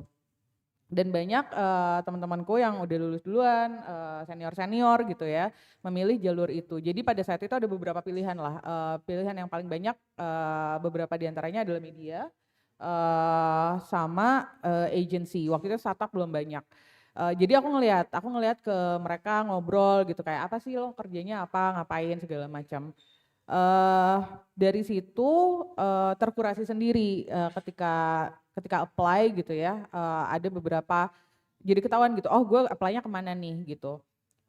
Dan memang mungkin pada saat itu jodohnya jadi copywriter dulu, jadi content writer dulu gitu. Jadi gitu sih cerita pertemuan pertama sama pemilihan karirnya gitu. Oke, berarti mungkin teman-teman di sini ada ya yang kayak sekarang sama kayak April lagi ikut UKM apa gitu dan ternyata kalian tanpa sadar juga ikutnya di situ-situ terus gitu. Mungkin ada di sini yang anak sosmed, social media spesialis. Oh, itu ada ternyata. Kalau nggak salah teman aku itu dia di radio, social media di social radio. media, di radio ya. Di radiomu gitu. Oke. Keren. Iya. Nah, mungkin berarti kalau bisa aku tarik kesimpulan, pertama kayak kalau dari Kak Radi kayak apa sih hal yang mungkin suka kalian lakukan dan mungkin bisa jadi hobi juga ya, bisa jadi hobi yang emang sesuatu yang kalian enjoy kayak mungkin aku tahu di sini teman-teman aku ada beberapa yang suka iseng-iseng kalau abis nonton film gitu nulis review di Letterboxd atau kayak suka baca tweet gitu atau kayak suka baca berita-berita. Ada yang emang sukanya baca dari portal berita apa dan lain-lain gitu. Dan juga aku tahu mungkin beberapa teman-teman yang di sini tuh sebenarnya dari awal kuliah sampai sekarang tuh macam-macam, ada yang ikut banyak kepanitiaan, organisasi dan ada juga yang kayak mungkin emang mereka tuh udah berfokus di satu bidang dari awal sampai sekarang, ada juga yang kayak mungkin masih bingung switch. Tapi mungkin berarti bisa dibilang kayak apa yang sekarang diminatin dan dikerjain mungkin ya di organisasi atau di kepanitiaan atau di UKM mungkin itu tuh bisa jadi pertanda juga ya, mungkin itu yang bisa dikerjakan di masa depan gitu. Aku mau cerita dikit, ada waktunya nggak? Boleh. Oke, jadi menurutku cerita ini menarik banget dan relevan. Jadi aku tuh dulu sampai sekarang sih, aku tuh suka banget typing di social media, di Instagram. Kalau dulu Twitter ya, belum ganti lagi namanya, belum X, masih Twitter. Nah dulu aku baru lulus 2016, itu kan lagi apply kan, ada tempat sate Solo baru tuh yang dulu mah baru, sekarang udah lama di seberang pintu masuk Unpad yang rumah sakit itu. Nah itu ada sate Solo Padjadjaran kalau nggak salah. Nah iya kan, itu tuh baru pada saat itu aku coba di sana terus kayak wah enak banget nih sate Solo di Nangor. Akhirnya aku share lah, bikin thread di Twitter, bikin thread gitu kayak review makanan gitu kan. Nah abis itu aku apply ke salah satu agency, social media marketing agency di Bandung. Terus akhirnya keterima lah singkat cerita. Terus akhirnya si atasanku tuh bilang, lo tau gak kenapa kita nerima lo? Karena kita baca tulisan lo di Twitter dan itu tuh kayak bikin gue pengen datang sana.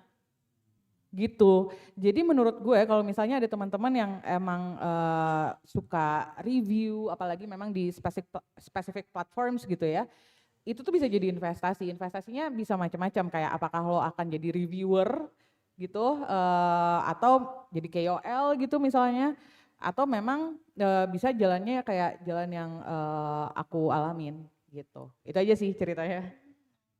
Oke, boleh dong tepuk tangan semuanya teman-teman.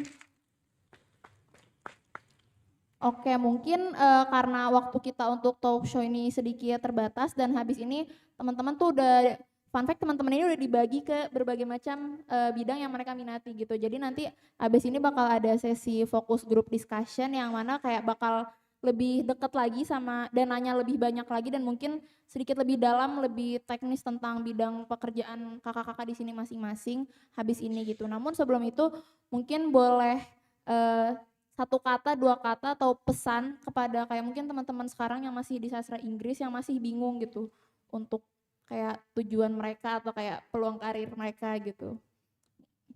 Mungkin boleh dari Ara dulu. Oke, kalau dari aku would be keep maintain your curiosity, itu dari aku. Karena menurutku kalau kita menjaga rasa penasaran kita, rasa keingintahuan kita, itu menambah skills dalam analytical thinking sama critical thinking. Karena semakin kita penasaran sama suatu topik, semakin kita mau menggali lebih dalam, which is kayak research ya, yang dimana itu sering banget di English literature, itu tuh akan investasi besar di dalam skills kamu, karena itu akan beneficial dalam segala skills maupun technical atau non technical, dalam cara kamu berkomunikasi dengan atasan, berkomunikasi dengan rekan kerja, terus juga nanti cara kamu, bahkan jangan sampai situ, mungkin wawancara pun itu akan kelihatan, merefleksikan seberapa dedicated or at least kamu sudah mencari banyak tentang perusahaan tersebut dan lain sebagainya. Itu harus perlu dijaga sih, curiosity dan also baca ya.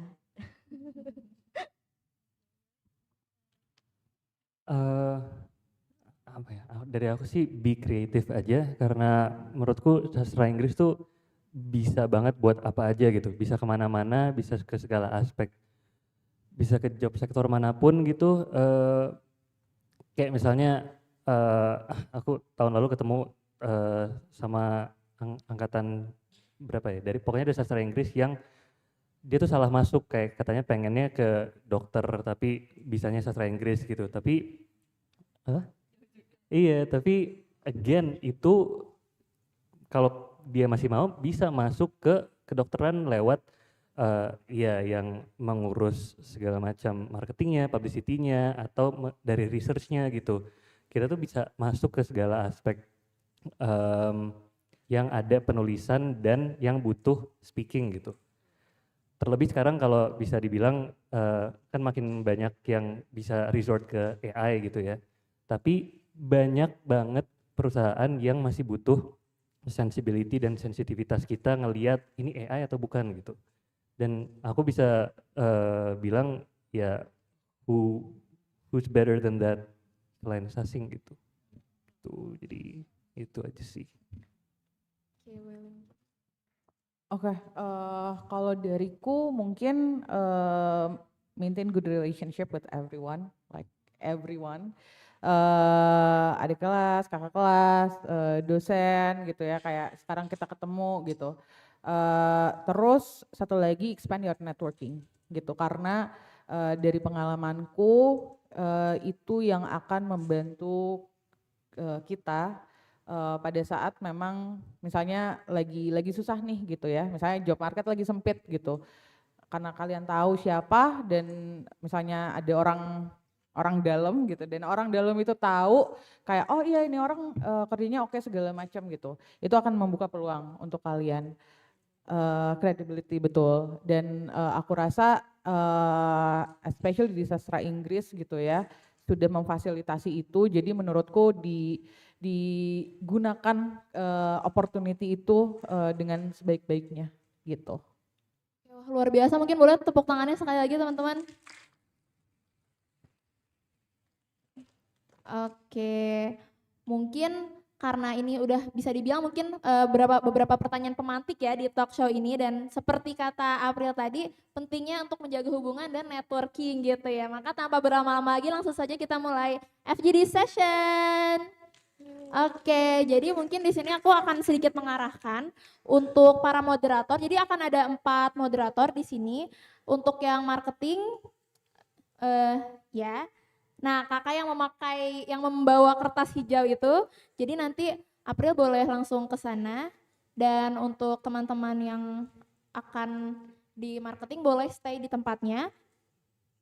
Untuk teman-teman yang memilih peminatan human resource, akan bersama moderator yang di sana, ya, yang memakai kertas kuning itu, dan akan bersama Kak Ara juga. Dan untuk yang di bidang journalism, bersama kakak berambut hijau di sana, yang memegang kertas merah itu, iya, dan bakal bareng tadi. Mungkin boleh langsung aja teman-teman ke tempatnya masing-masing gitu.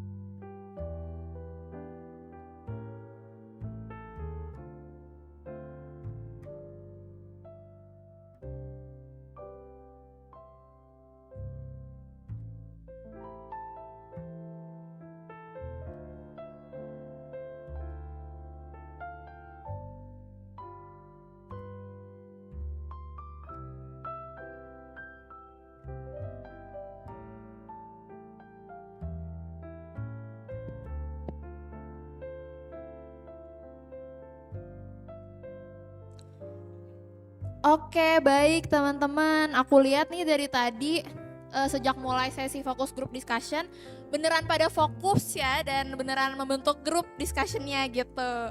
Nah, mungkin di sini aku udah melihat antusiasme teman-teman dan dari berbagai dari teman-teman dari berbagai narasumber juga. Dari Karadi aku lihat cukup ramai tuh yang jurnalisme. Mana jurnalisme suaranya? Buat yang HR mana suaranya?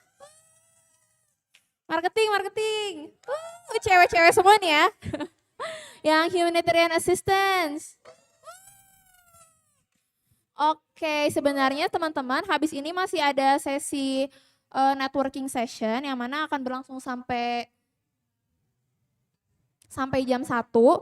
Nah, namun sebelum itu aku mungkin akan mau nutup dulu acara GCW-nya karena habis ini networking itu sifatnya akan lebih free session ya. Jadi mungkin untuk teman-teman yang mau berpindah ke bidang-bidang lain atau mungkin para kakak-kakak teman-teman narsum juga pengen ngobrol sesama alumni dan lain-lain. Dan di belakang juga ada ibu dekan kita yang cantik, Ibu Aquarini. Ibu. Dan ada Ibu Ari juga di sana. Hai Ibu. Mungkin teman-teman yang habis ini di networking session mau ngobrol-ngobrol juga boleh banget sama semuanya dan di sini bakal bentuknya free aja, kita bebasin. Yang penting waktunya sampai jam 1 gitu. Nah, sebelumnya aku mau mengucapkan terima kasih kepada semua pihak yang udah membantu untuk mewujudkan acara GCW ini dari teman-teman narsum, dari teman-teman peserta juga. Dan mohon maaf bila ada kesalahan kata dari kami atau selaku dari panitia, aku mengucapkan terima kasih banyak dan sampai jumpa di GCW tahun selanjutnya. Bye. Selamat melakukan networking session teman-teman.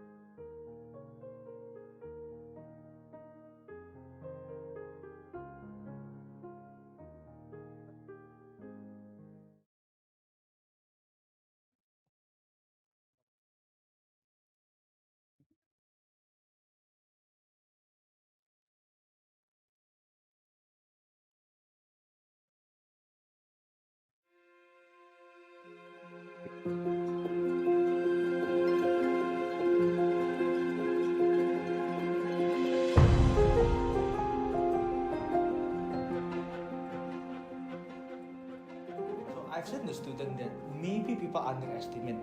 They or he is she cannot win any competitions, but after a year's with us, with nurturing day by day, he can win competition, and I'm very glad for that. Not only that, I see some of my students get scholarship, fully funded, and a lot of things that maybe they never dream of, but they can achieve. So yeah, we're currently on the global competition. We prepare to compete with the people around the world, and we don't have to begin to start, but we have to start.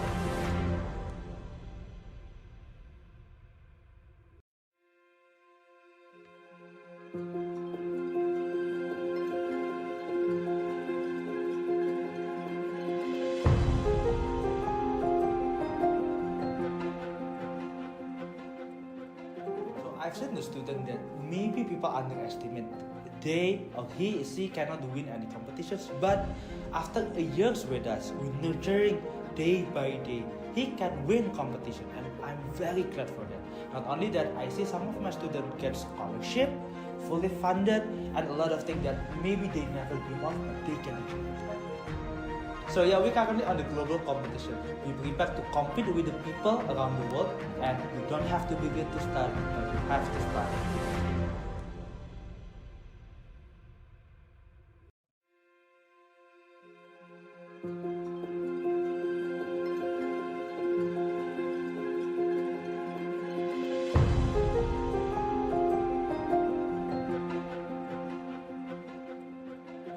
I've seen the student that maybe people underestimate. They or he is she cannot win any competitions, but after a year's with us, with nurturing day by day, he can win competition, and I'm very glad for that. Not only that, I see some of my students get scholarship, fully funded, and a lot of things that maybe they never dream of, but they can achieve. So yeah, we're currently on the global competition. We prepare to compete with the people around the world, and we don't have to begin to start, but we have to start.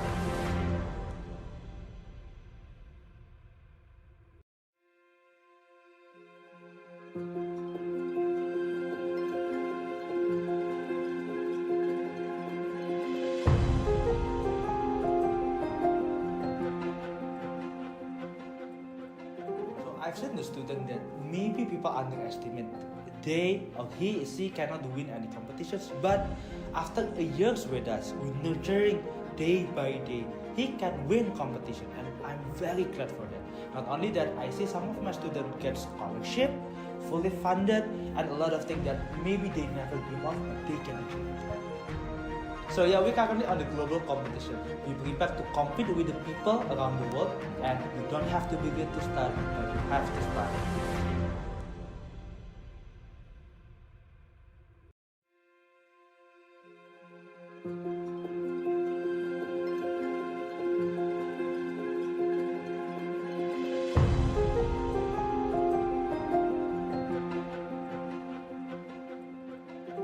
I've seen the student that maybe people underestimate. They or he is she cannot win any competitions, but after a year's with us, with nurturing day by day, he can win competition, and I'm very glad for that. Not only that, I see some of my students get scholarship, fully funded, and a lot of things that maybe they never dream of, but they can achieve.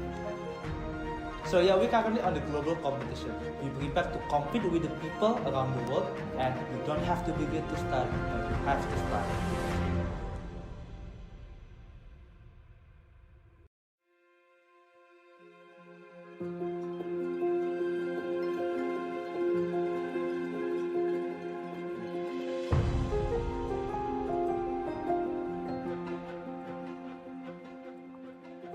I've seen the student that maybe people underestimate. They or he is she cannot win any competitions, but after a year's with us, with nurturing day by day, he can win competition, and I'm very glad for that. Not only that, I see some of my students get scholarship, fully funded, and a lot of things that maybe they never dream of, but they can achieve. So yeah, we're currently on the global competition. We prepare to compete with the people around the world, and we don't have to begin to start, but we have to start.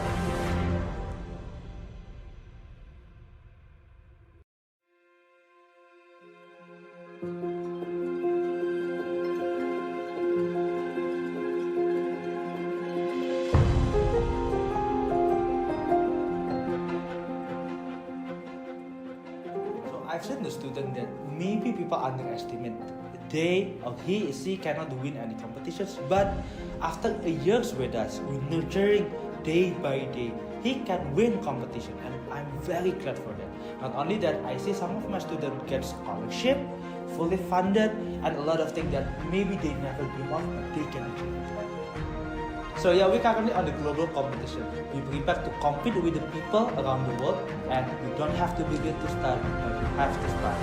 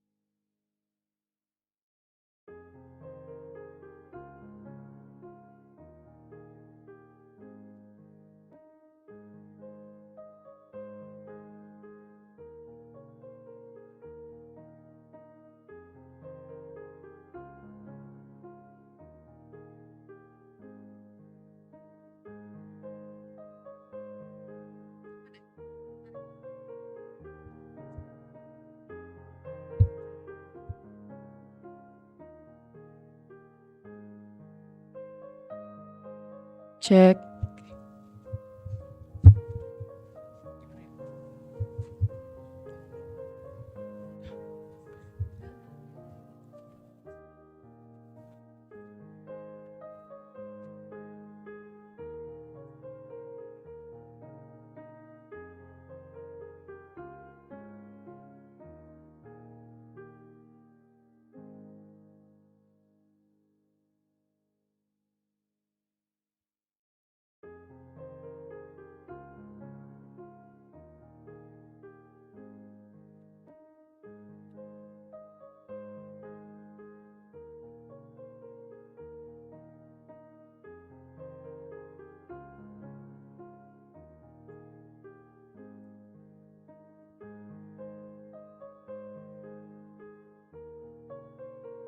Ininya ternyata satu doang. Kayaknya gini deh.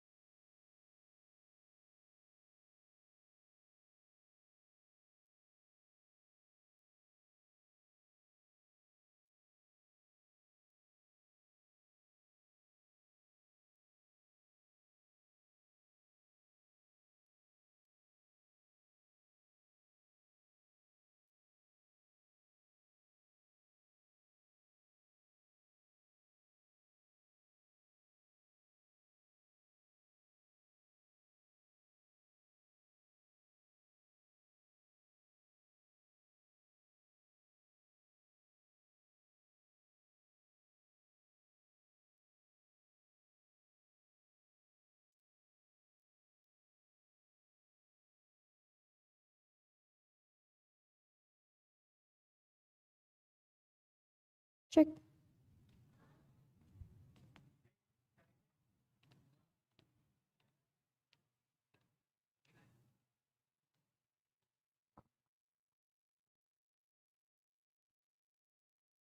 Okay, good afternoon to our honorable judges, remarkable participants, and distinguished guests. Whew, what a day it has been. How is everyone feeling? Tired? Yeah, of course you're tired. Yeah, I completely understand. And after witnessing all the performances today, wow. You all truly gave it your very best. It has been an absolute pleasure to see so much talent and dedication on the stage. Now, I know what's on everyone's mind. Yes, the winners. But before we reveal the winners of the 10th Padjadjaran English Competition, let's take a brief moment to relax and let the adrenaline settle. In this rather cold afternoon, we believe artistic refreshment is in order. To provide a delightful musical interlude and unwind, we are pleased to present a performance by our talented peer, Maya Fatina. Please give her a big round of applause.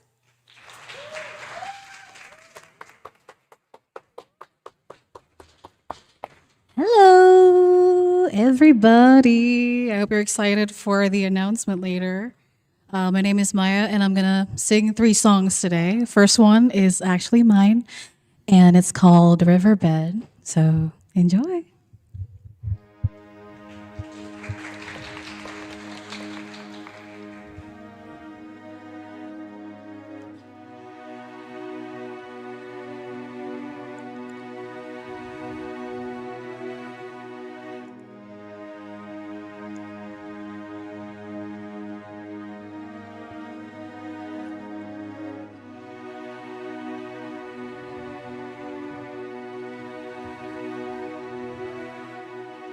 In the riverbed, see a drowned man, then count to 10, take a few steps back. You will see then it's only a reflection of you.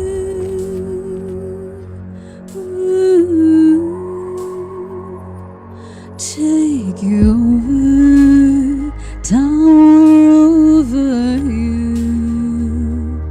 Take you over, tower over you.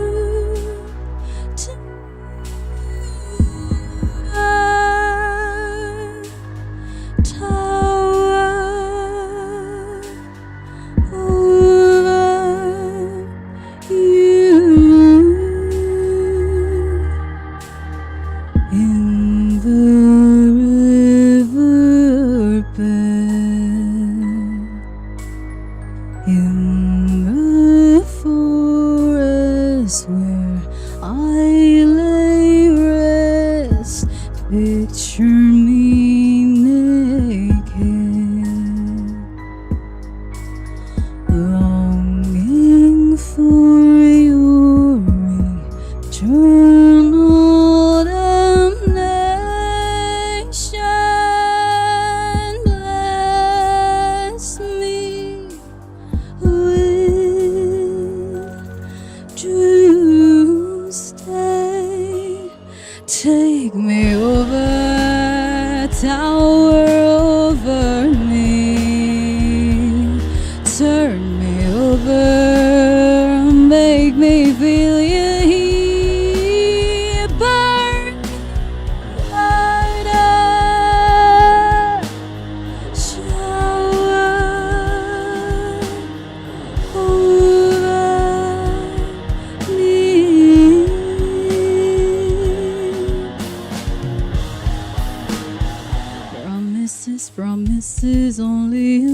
promises give me the power to breathe.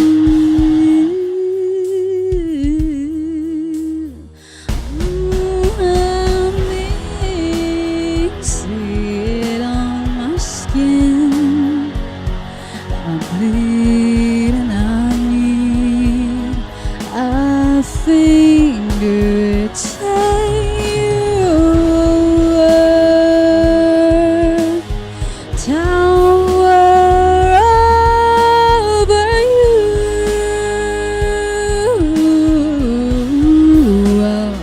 Take you over tower over you.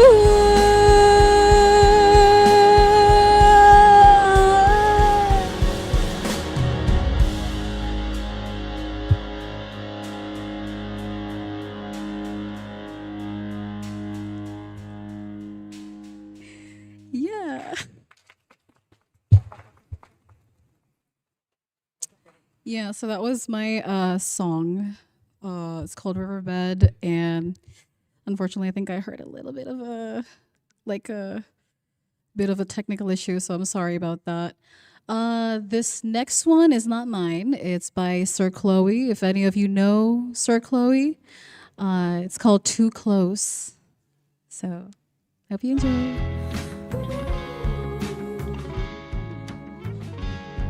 Sorry, can you turn me up?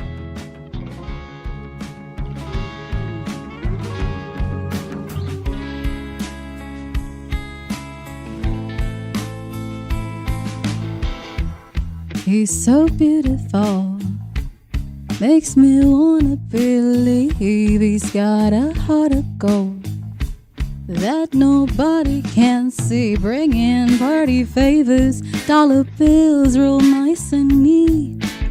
Party boy, you took too much, it's time for you to leave. I want you, baby, but you're making it so hard. I try to bite the bullet and just take you as you are. You get too close, take the one I love the most, and I think it's time for you to go.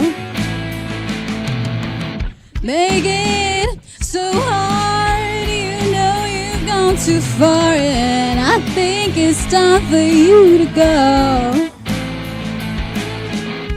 So predictable, just like what they told me. You're staring at the floor, tail between your knees, fragile like I've never seen. You're pretty when you do not speak, fragile like I've never seen. You're pretty when you do not speak. You're so unsure, you're so afraid. Don't tell me to listen when you've got nothing to say. You get too close, take the one I love the most, and I think it's time for you to go. Make it so hard, not go too far, and I think it's time for you to go. You're so unsure, you're so afraid. Don't tell me to listen when you've got nothing to say. Ooh.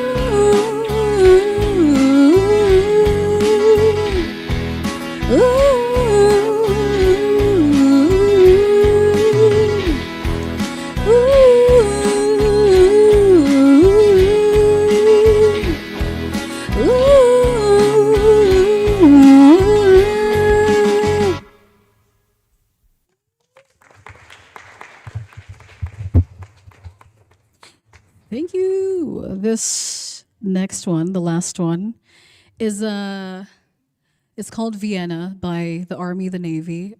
There's actually a reason why I chose this song. It's written about a dead mouse killed by a cat, which can be quite tragic if you really think about it. And it's written in honor of this mouse. The singers, the songwriters, they named this mouse Vienna. in honor of his death. So, yeah.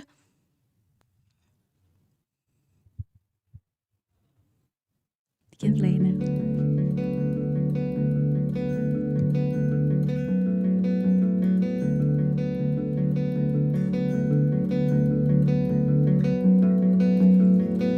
Looks like the cat did a number on you, Vienna.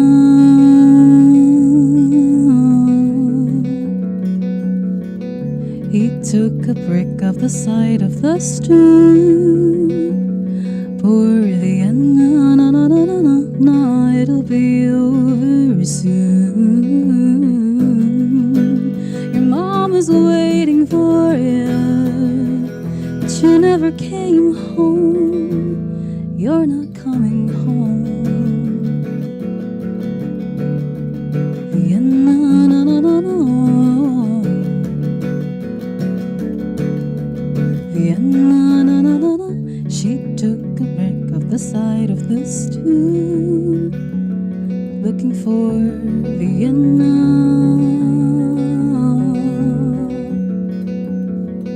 She checks the trap, then again circles back. No sign of Vienna, na na na na na na. Let it be over soon. Your mom has been so worried, 'cause you never came home. Beneath the ground you're buried in memoriam. And God, I've lived a lifetime because I'm big and tall. But who am I to kill for the crime of being small? Vienna, carry on. Vienna, na na na na home. Vienna, na na na na.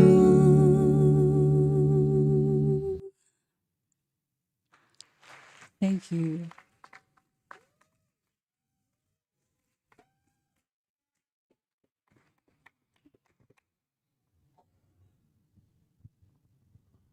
What a phenomenal performance! Absolutely wonderful. Did you enjoy it as much as I did? Yeah, she has an amazing voice. All right, audience, how are you feeling now? A bit calmer? A bit more energized? Or maybe even more excited? Or maybe even more nervous because we're getting closer to the announcement? Okay, whatever it is, that is exactly the energy we want as we move to the most anticipated part of today's event. Well, I think you have all given your best over the past 2 days, and now it is time to celebrate that effort. But before we announce the winners, let us first acknowledge our sponsors, Wall Street English, Detik Print, and Kak Denisa Nur Febrianti. We also extend our gratitude to our media partners, Metro TV, Radio Untar, and Radio PRFM Bandung, for helping us share this event with the world. Okay, now before we announce the winners, I want to check your energy. I'm gonna call out each competition branch, and I want you to make some noise. Okay, are you ready? Okay. That's the spirit.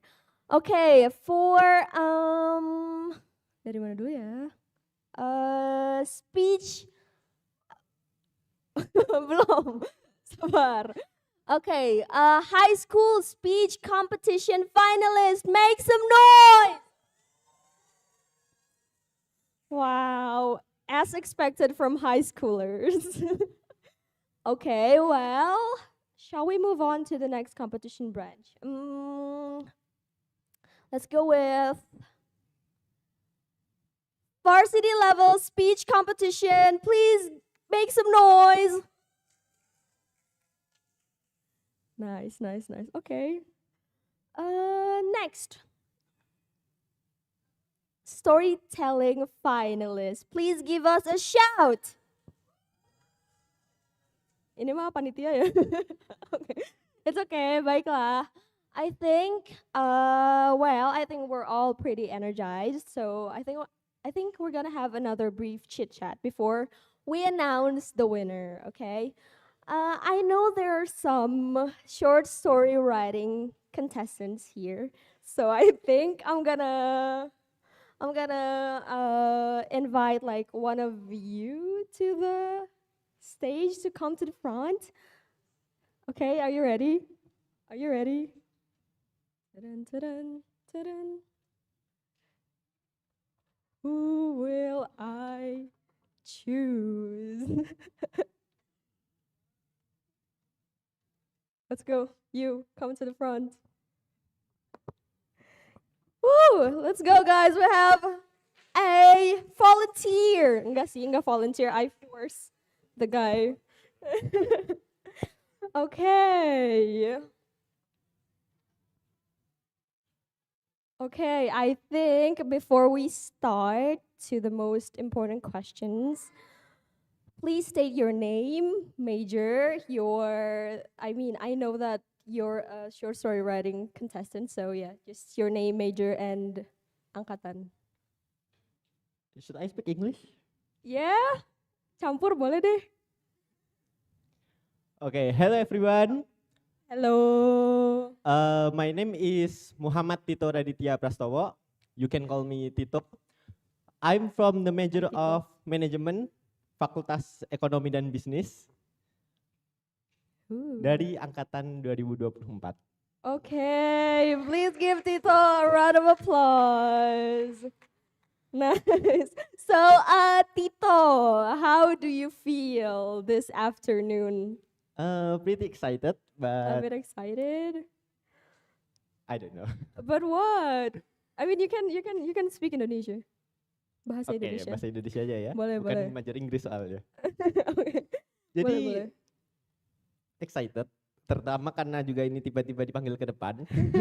Ya. Oke. Tapi karena juga ada ya tugas dan deadline yang lain-lain, jadi rasa excited itu agak ketutup lah. Ya udah, oke, nggak apa-apa ya, tugas dan deadline dan lain-lainnya bisa nunggu. Oke. Okay, I think I want to ask, why did you decide to participate in the short story writing of the 10th Padjadjaran English Competition? Oke, baik. Jadi pertama-tama saya itu sebenarnya punya ya keinginan cita-cita jadi penulis novel. Kenapa masuk manajemen? Gak usah dijawab ya gitu. Tapi saya memutuskan untuk masuk manajemen karena saya juga ingin memiliki suatu bisnis dan berbuka sebuah bisnis, sehingga saya berencana untuk membuat bisnis itu adalah penghasilan utama saya, sementara menulis novel, menulis cerpen dan berkarya itu sebagai sekedar hobi. Oke. Dan jujur saya sudah sering sekali mengikuti lomba cerpen, mungkin sudah belasan jumlahnya, tapi masih kurang beruntung dari belasan lomba tersebut, dan saya sangat berharap untuk bisa setidaknya ya tidak juara tidak apa-apa, karena saya juga sekedar hobi. Mungkin di sini ada yang lebih ambisius, ada yang sangat ingin juara sampai tidak tidur sama sekali mengerjakan lomba-lomba mereka. Semoga mereka-mereka itu bisa menjadi juara dan semoga kita semua bisa menjadi juara. Kita semua menjadi juara. Ya gak semua juga bisa, hanya beberapa, tapi semoga memang karya kita semua pasti bagus-bagus lah. Yeah. Okay, give Tito a round of applause, guys. Okay, I think the next question I want to ask is, can you give us like a brief synopsis of like your short story? Do you mind doing that? Actually very mind. Oke, jadi kisah saya itu cukup sederhana dan sebenarnya ada sedikit miss ketika saya membaca peraturan. Awalnya saya pikir cerpennya itu maksimal 4.500, ternyata 4.000, sehingga bisa dibilang endingnya sedikit terburu-buru. Kemudian ceritanya itu sederhana tentang seorang ayah yang memiliki istri dan anak tentu saja karena sudah jadi seorang ayah. Dan awalnya semua itu berjalan lancar. Keluarga mereka bahagia dan ekonomi mereka berjalan lancar. Akan tetapi seiring berjalannya waktu, negara itu berubah. Negara mulai sedikit menyusahkan rakyat mereka, sehingga mereka yang awalnya berkecukupan, lama-kelamaan menjadi merasa kekurangan. Sehingga secara terpaksa sang ayah pun ikut berprotes bersama dengan teman-temannya, dan di dalam protes itu meskipun suaranya hanyalah sebuah bisikan dan tetap tidak didengar, tapi dia tetap berani untuk menyuarakan suara tersebut. Okay, wow, that's such a cool story. Okay, what inspired you to write that story? Like, did you like have apa ya, kayak inspirasi sih sebetulnya ya? For the inspiration, Inspiration? jujur sekali saya membaca tema yang ada di PEC ini, cerita itu langsung terpikirkan oleh saya. Oh, okay. Dan juga ada inspirasi bersumber dari demo 25 Agustus ya itu? Atau 25 September? Itulah. Ya, Yeah. ada juga sedikit inspirasi yang sebelumnya terjadi pada tanggal 25 Agustus, di mana orang-orang berdemo dan bahkan beberapa sampai merenggut nyawa mereka.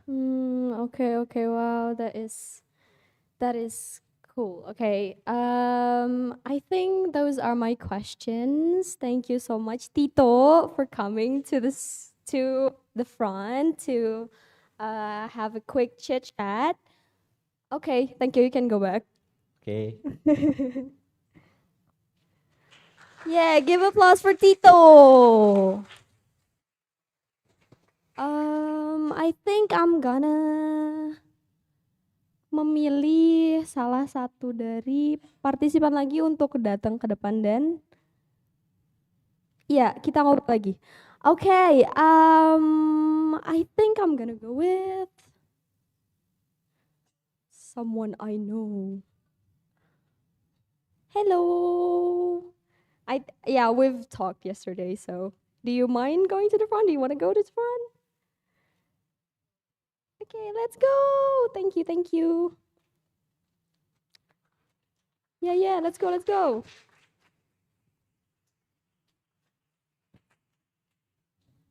Here we go. Here's the microphone.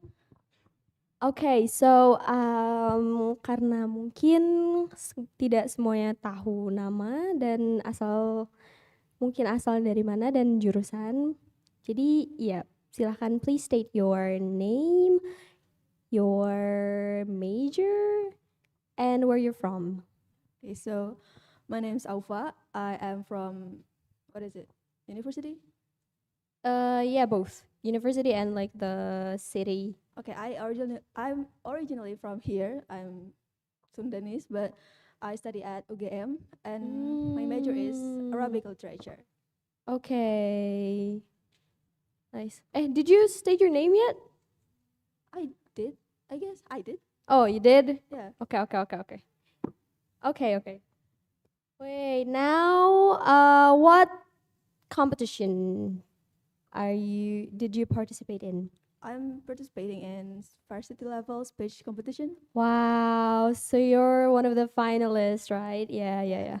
Okay, how was the competition and like, how do you feel right now? Like, how ready are you for the finalists, for the winners announcement? I'm not ready because, personally, I didn't really have a proper preparation because I have to make a new script. And then for like a night, dengan waktu semalam, it's like it's just not enough. Okay, so you've written your your script before, and then you have to change it again because if we go into final, we Oh. have to make a new Oh one. yeah. We have to make a new one, and you have like to incorporate the ideas of other Yeah. participants, right? Yeah, Yeah. Okay. Okay, I think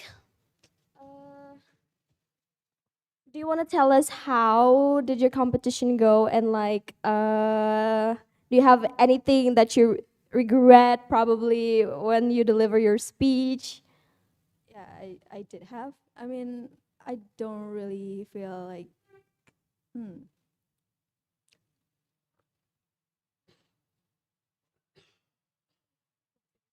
nggak apa-apa Indo aja kalau gitu. Oke, jadi nggak merasa terlalu puas because of the comments that the judges gave me earlier. So I just feel like, oh, maybe based on the comments, I don't really feel like confident about it. Oh, okay. Well, it's fine.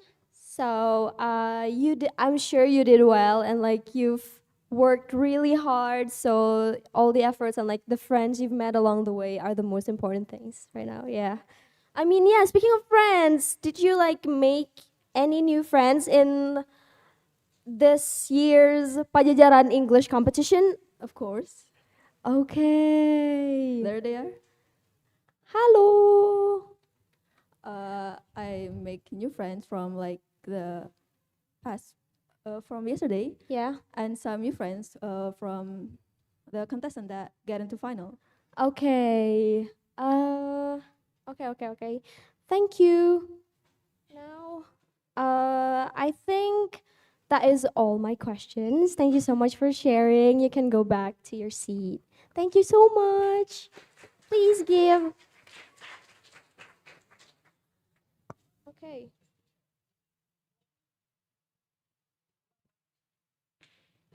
Okay, the next, I think we're gonna have another conversation. Where, who should we choose to share with us? Do you want to go to the front and like share your experience? Yeah. Okay, then let's go to the front. Audience, please give her applause.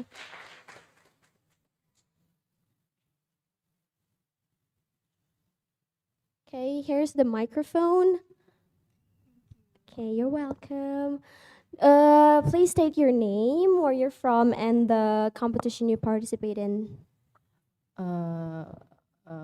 Hello everyone. My name is Aleita Kanahaya. I am from Jakarta. I'm from SMK Negeri 32 Jakarta, and Okay. I took the speech competition. Wow, give it up for Alaika, guys. Speech competition. So, how are you feeling about today? Especially about the winners announcement. Well, of course, maybe like everybody else, I am very nervous, especially like for this branch competition, the speech competition, maybe like everybody else who never had their first offline speech competition like that. So, is this your first offline speech competition, or have you participated in like another speech competition before? Maybe this is my first. Oh, this is your first. Yes. Wow, you look like you're very experienced by the way. Thank you so much. Okay. Next question, I guess. Apa ya? Kamu ditanya apa? I don't know. It's okay. It's okay.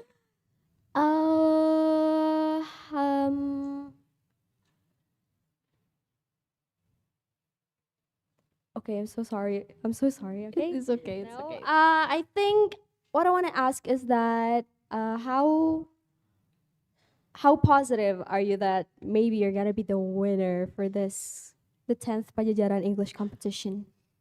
That's difficult. I am trying to keep it positive, maybe the same like everybody else. I'm trying to have hope.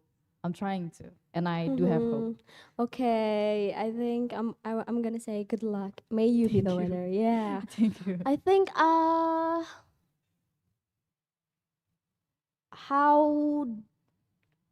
do you feel about the 10th Padjadjaran English Competition show so far? Like, did you make any new friends, or like, do you want to give like your impressions?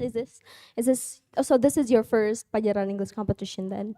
Yes, it is my first 10th Padjadjaran Yeah, English okay. competition, and I am very happy I found this competition, and I decided to join on site, and I made friends since day one, and I made another friend today, and I'm very Okay, good. unfortunate that the friend that I made yesterday didn't make it to the finalists, so I'm here with my new friends. Okay, Waiting wow, for the yeah. announcement. Okay. Yeah, I think one of the most important parts about like Padjadjaran English competition isn't always about winning, right? It's also about like the journey, like the people you've met, and then the people you make friends with, right? Okay, so I think another question is that how was your speech? Like like did you regret anything from like your performance, or you're like, I'm just confident? Well, maybe from the people here that were in the same room as I did to do my speech, maybe they see my speech as I am a confident person to deliver my speech, Oh, and they see how nice. brave I am. Maybe that my voice is very high, people can hear me, Mhm. and everything else. So that's how I feel actually. Like during the speech, I just say like what comes out of my heart and my mind. Okay, wow. You said what comes of your heart and your mind. So, did you like have a script, or were you just improvising things? From the preliminary round, I improvised everything because Oh, wow. I did not rehearse my text at all, because when I try to like, what's the point? I understand the topic. Why should I even like Oh, memorize all of it? wow. I think it's like there's no point of it. Like when I try to Wow. improvise, maybe when I did the speech in the preliminary round, the judges see that I'm brave and I'm confident that I'll get into the finals, and I did. Like, yeah, and it's shocking to me either. Oh, okay. So, that is such a rare technique to like have, to like improvise everything, especially because Yes. like people usually memorize, yeah. Usually memorize their scripts, and you didn't, right? I did. Yeah, and I think that's amazing. Like, do you always like do that, or? I always speak constantly, so I just say Oh. what I understand about the topic. That's why I just Okay. improvised everything. But for the final round, it's very different because I'm so Very nervous. different. So I kind of did memorize everything. So Oh, okay. Wow, yeah. that's nice. Okay, give it up for Alaika, right? Aleita. Aleita. Okay, sorry. Thank you so much, Alaita. You may go back to your seat.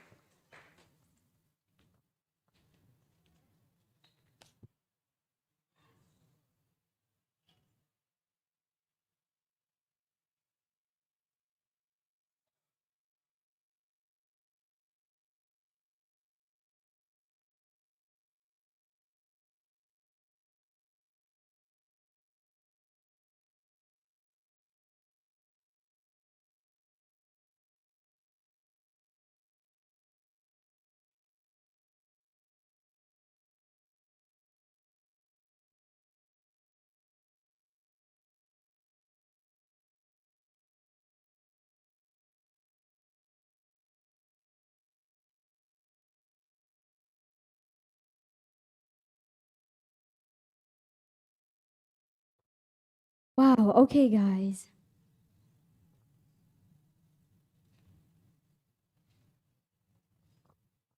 So, now we are going to announce the winners of the 10th Padjadjaran English Competition.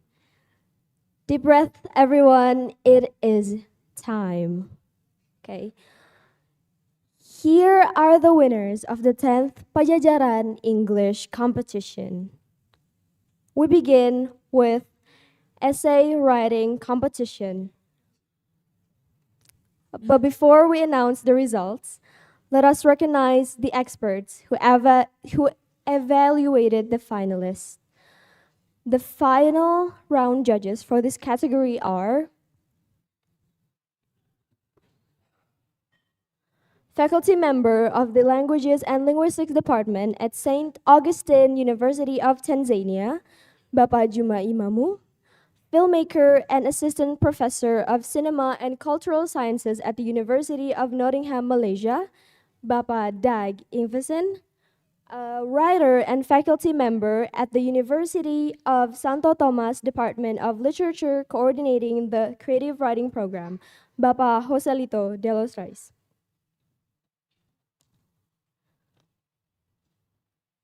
So, and the third place winner in the essay writing category of the 10th Padjadjaran English Competition is, drum roll please. Keep the drum roll going. Drum roll, drum roll, drum roll, drum roll. Okay, the third place winner of the 10th Padjadjaran English Competition in the essay writing category is Priscilla Siregar from Universitas Padjadjaran.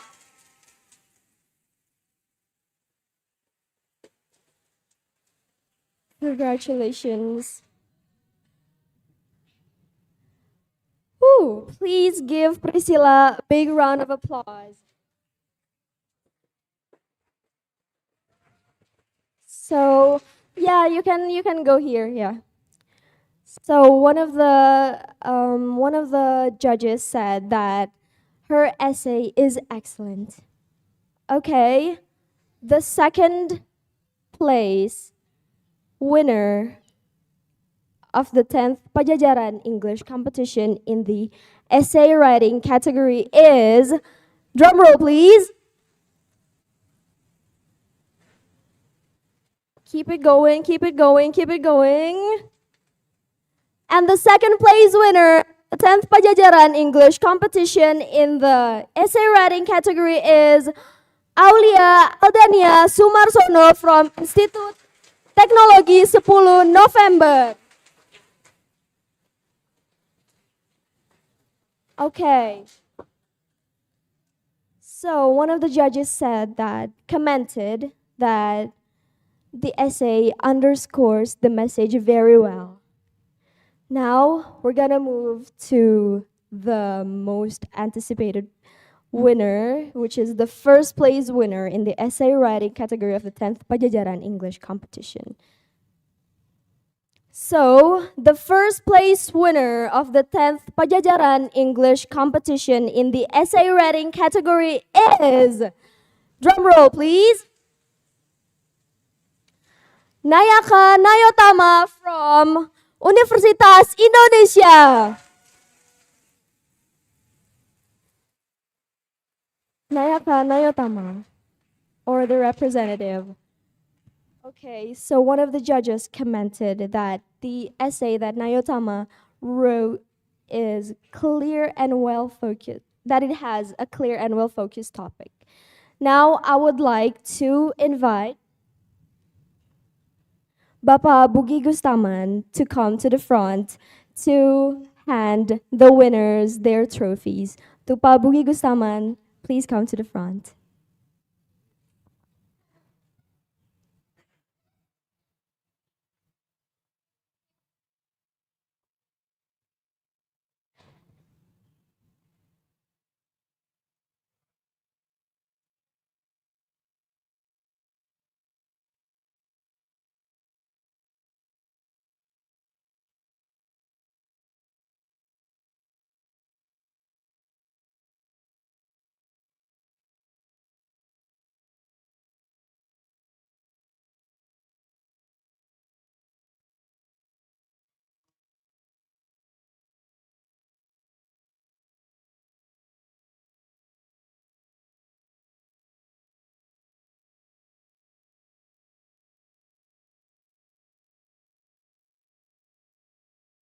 Okay, congratulations to all winners and thank you to Pak Bugi. You may, oh, belum? Another one? Oh, the medals. Okay, Pak Bugi, please come to the front again. Sorry.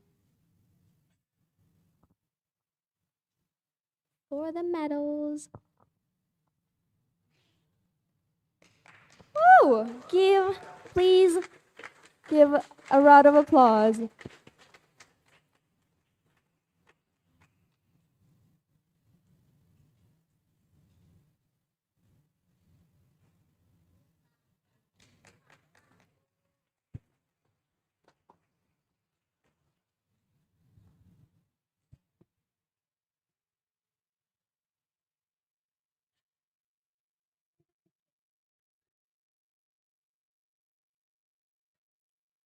Okay.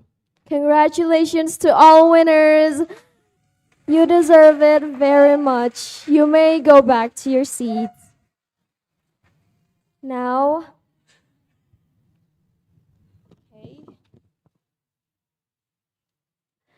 okay, the next category is the high school level short story writing competition. Okay, but before we start, I would like to mention the judges of the short story writing competition.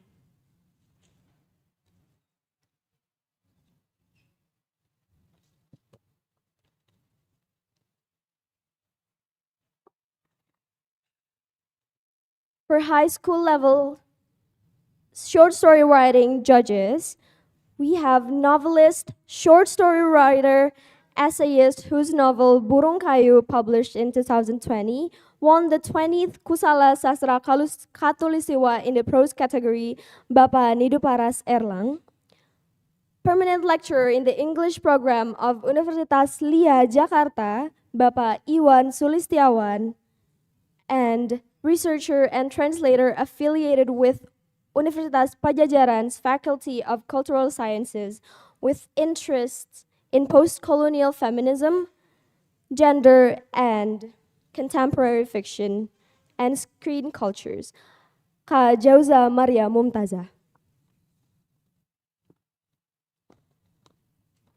So, without any further ado, the third place winner in the high school level short story writing competition is, drum roll please,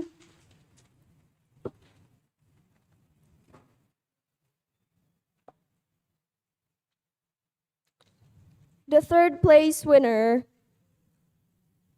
of the 10th Padjadjaran English Competition in the short story writing category is Timothy Tondi Usmantior Batubara from SMA Taruna Nusantara Kampus Malang. To the representative, please come to the front. Okay, so the story that Timothy wrote is titled A Son's Lament. Now we're gonna move on to the second place winner of the 10th Padjadjaran English Competition in the high school short story writing category. So the second place winner goes to Mariam Soliha Wibisono from Telkom University.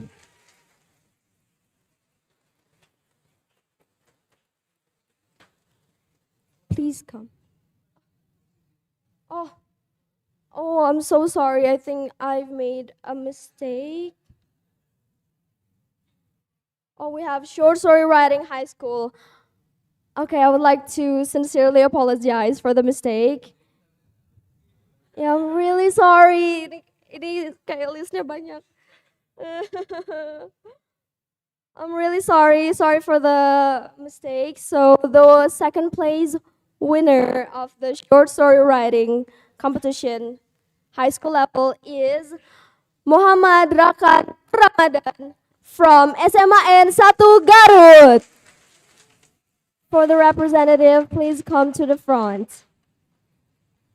And Raka's story is titled A Weak Man's Cataclysm.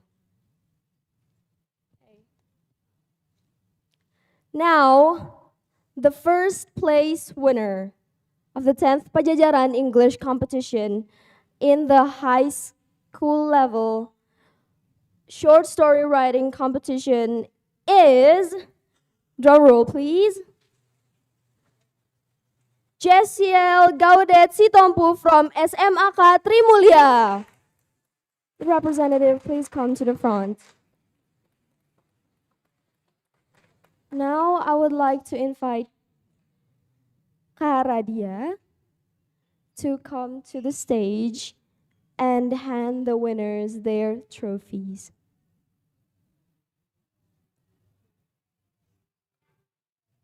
To Karadia, please come to the front. Okay.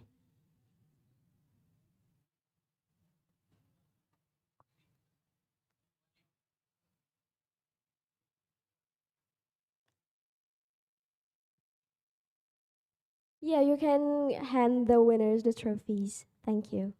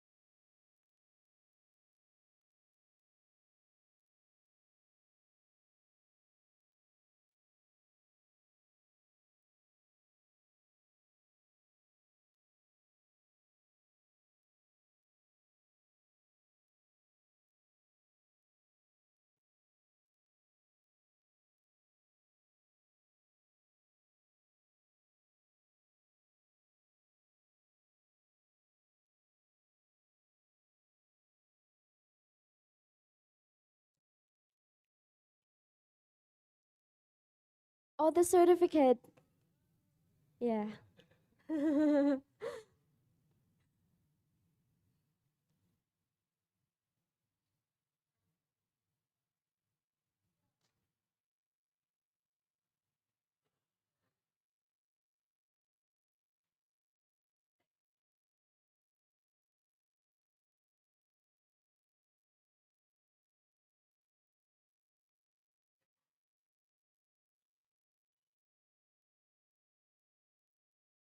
Congratulations to all winners.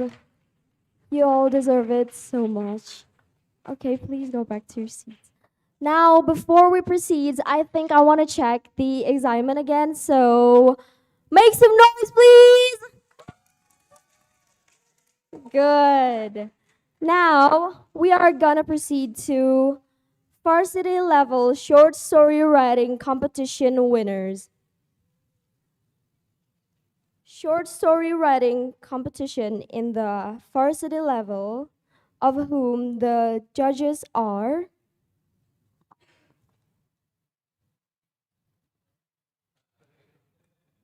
Filipino fictionist, essayist, and screenwriter, president of PEN Philippines, and editor-at-large at Esquire Philippines, Bapa Amado Angelo Rodriguez Lacuesta.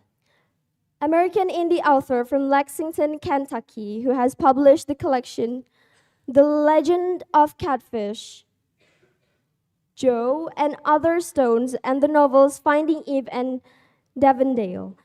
Bapa Mark Spears, poet, essayist, literary organizer, and co-founder of the long-running Komunitas Bunga Matahari, Ibu Gracia Gusti Chanaya atau Anya Rompas. Now, are you ready for the third place winner in the varsity level short story writing category? And the third place winner goes to, keep it going, varsity, Leticia Devi Josephine Purba from Universitas Padjadjaran. To Josephine, please come to the front. Now, one of the judges commented that the short story that Josephine wrote is spectacular. Okay. Now, the second place winner. Apa? Oh yeah, you guys already know, sorry. So, but let's pretend that we didn't know, okay? So, the second place winner of the varsity level short story writing category is, drum roll, even though we already know, Mariam Saila Wibisono from Telkom University. To Mariam's representative, please come to the front. Okay. Now, we are going to announce the most anticipated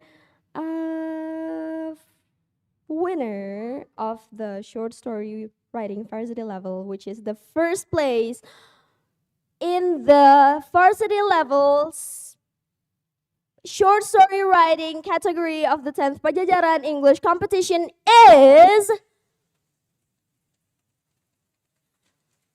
Iveginia Tribuana Tunggadewi from Universitas Widyatama. Please come to the front. Wow. Thank you. Now, I would like to invite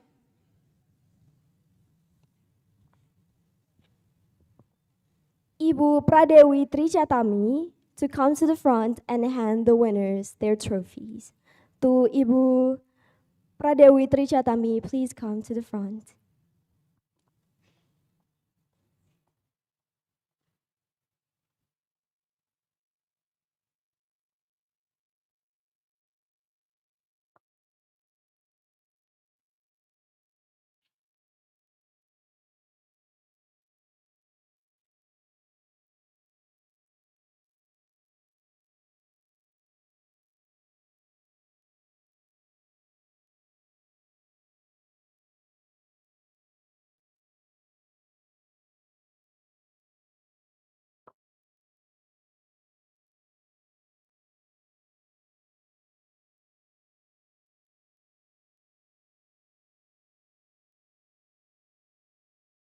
Congratulations.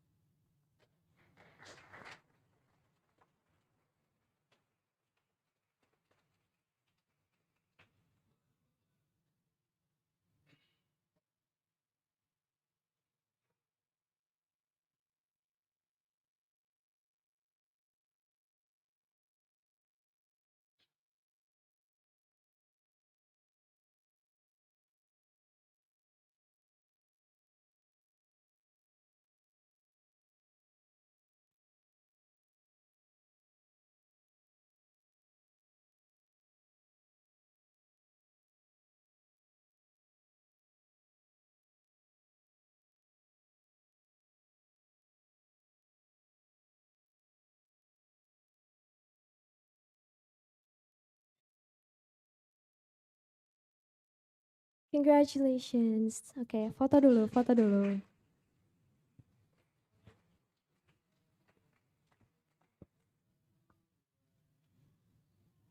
Okay, congratulations once again. You deserve it so much. Thank you so much, Ibu. Now, we're gonna move on to the next competition, which is the poetry reading and writing category, of whom the judges are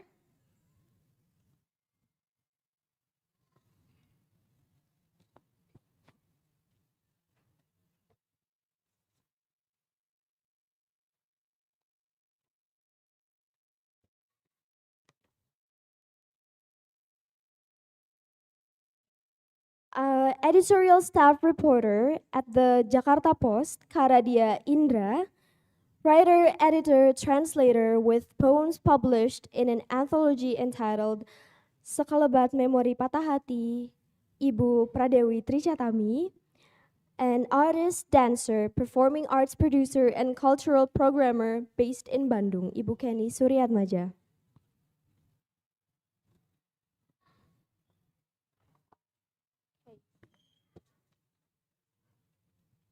Are you ready?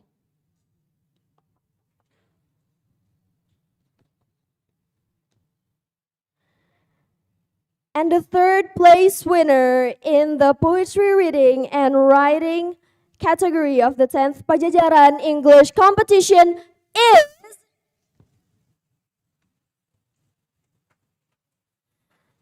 Shefia Salsabila from Universitas Widyatama. So Shefia, please come to the front.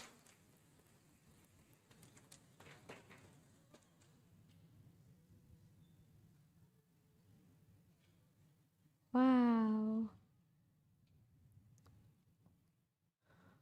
Now, di situ. Now, the second place winner of the poetry reading and writing competition.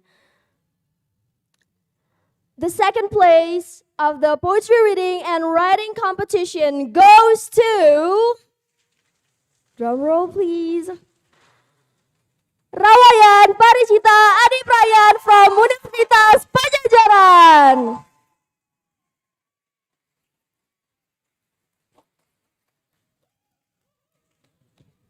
Now, the most awaited winner of the poetry reading and writing competition. And the first place winner of the poetry reading and writing category is, drum roll please, Faina Aurelia Kemal from Universitas Padjadjaran.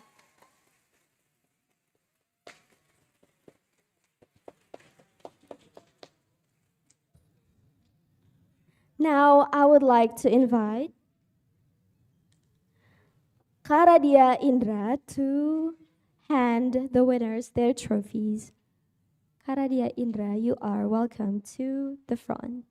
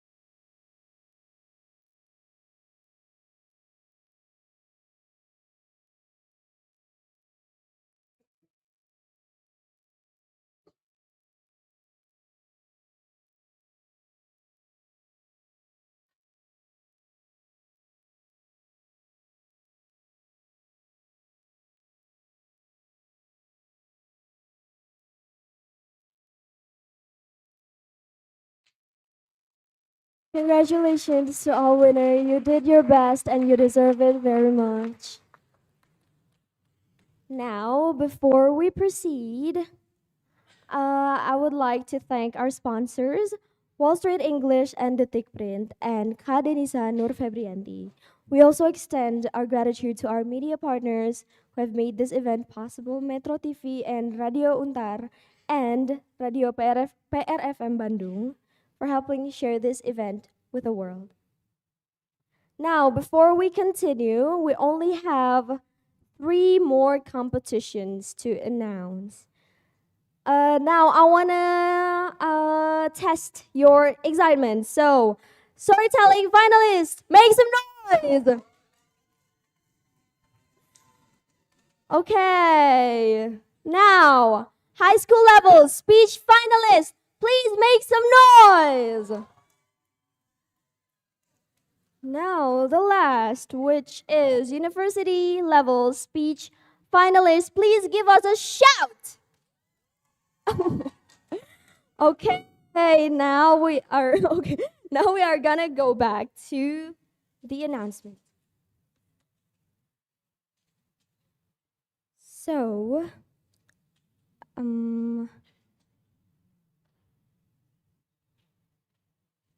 the next category we have is the storytelling competition.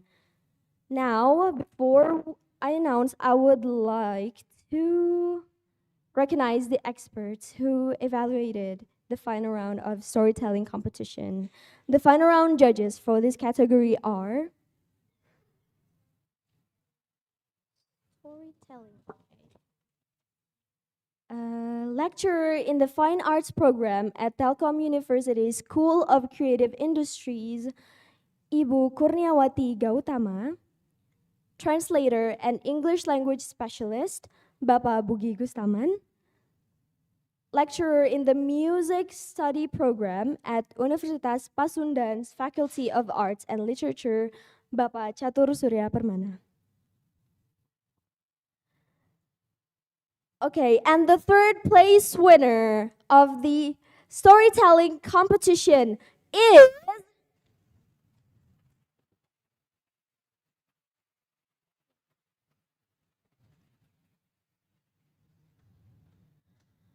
Ajeng Gendis Fazri Ningtyas from SMA 12 Bandung. So Ajeng, please come to the front.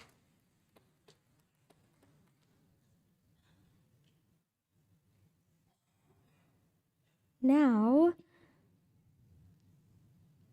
okay, the second place winner of the 10th Padjadjaran English Competition is, drum roll please, Nimade Ayu Kaya Laksmi Divyananda from Lab School Kebayoran. To Ayu Kaya Laksmi, please come to the front. Atau yang mewakili. Congratulations.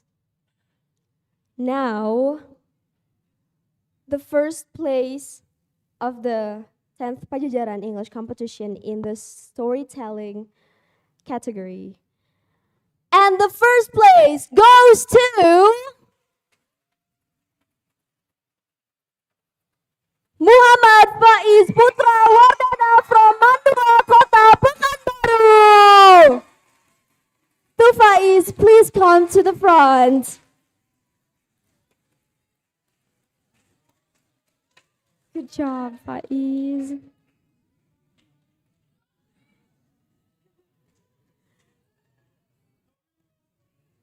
Good job, Faiz. There are so many people supporting you.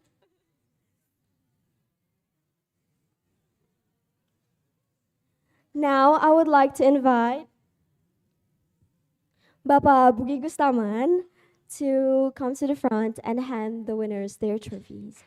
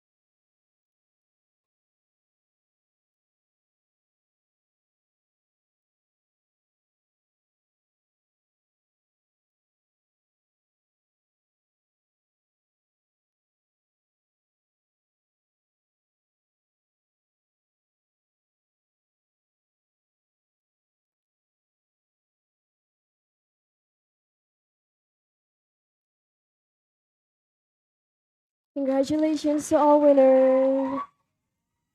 You worked so very much. Now we are going to move on to the next competition. We have university speech competition, of whom the judges are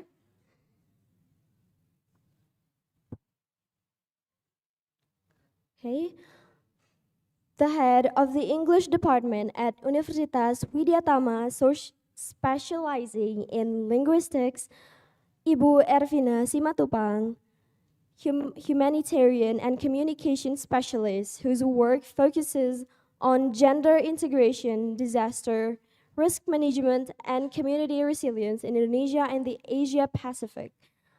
Ibu Atik Ambarwati and Ibu Atik Ambarwati.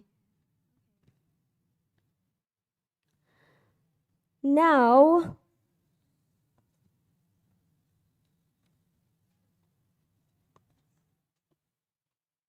the third place winner in the varsity level speech competition is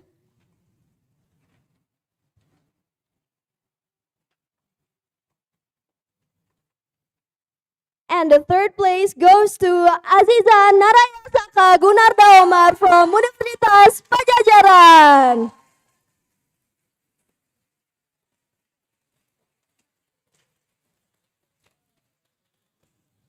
Congratulations.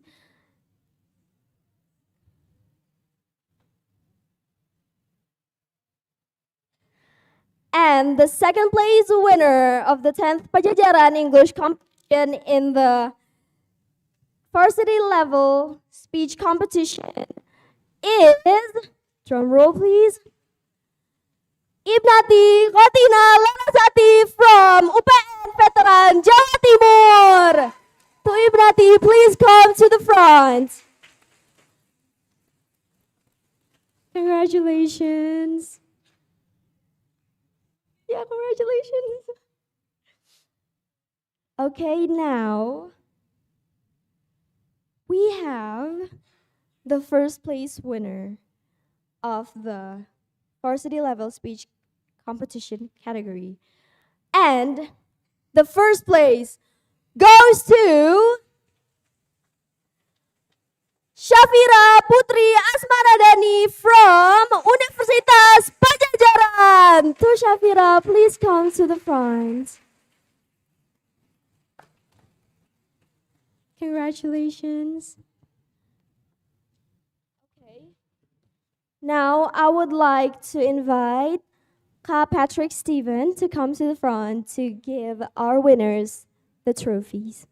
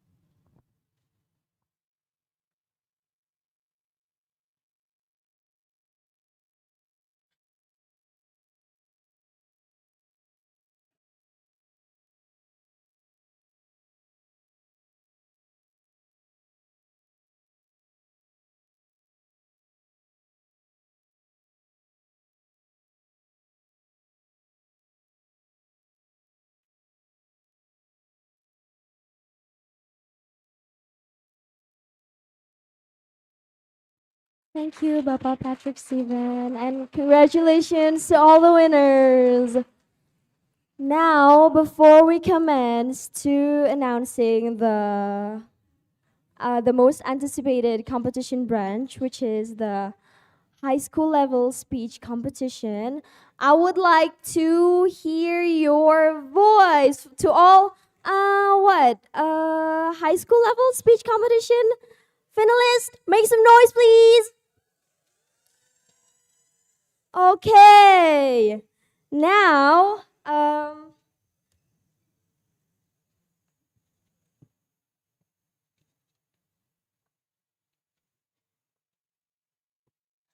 the high school level speech competition, of whom the judges are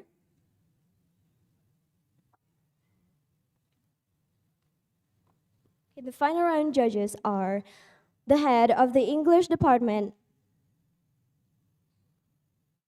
at Universitas Widyatama, Ibu Ervina Simatupang, humanitarian and communication specialist whose work focuses on gender integration, disaster risk management, and communication resilience in Indonesia and the Asia Pacific, Ibu Atik Ambarwati. Oh yeah, high school, yeah. Oh my god. I'm so sorry, guys. Okay. Now, for the judges of the high school level speech competition, the final round judges are business relationship manager in commercial banking, Bapak Patrick Stephen, journalist, graphic designer, entrepreneur, and the executive director of CC Media in Bandung, Bapak Rafki Sadikin, lecturer at Sekolah Tinggi Keguruan dan Pendidikan Pasundan with a field of expertise in English language education, Ibu Emma Malia, professional in visa consulting and education, document and analyst at Post Travel Services, Bapak Agung Respati Wahyulianto, and lecturer at Universitas Adi Rajasa Reswara Sanjaya or ARS, focusing on humanities and English studies, Ibu Gartika Rahmasari. Now, are you ready?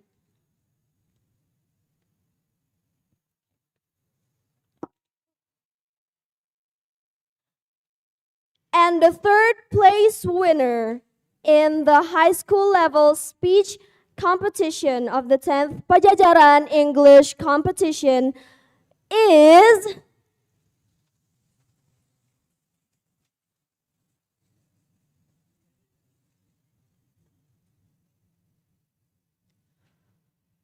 Audre Clarissa from SMA 3 Kota Sukabumi. To Audre Clarissa, please come to the front.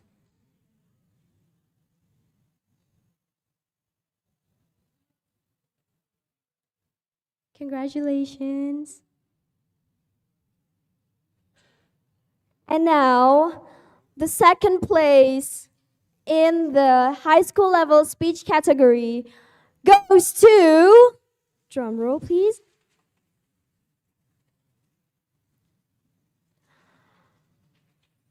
Humaira Anaya Putri Bang Soratu from SMA N3 Bandung. Congratulations. And now, the last, but the first winner. Okay, so the first place winner of the 10th Padjadjaran English Competition in the high school level speech competition is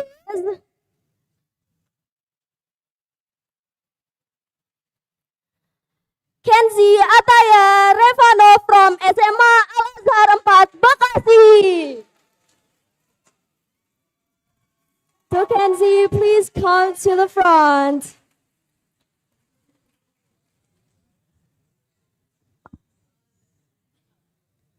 Now I would like to invite Patrick Stephen again to come to the front to give our winners the trophies.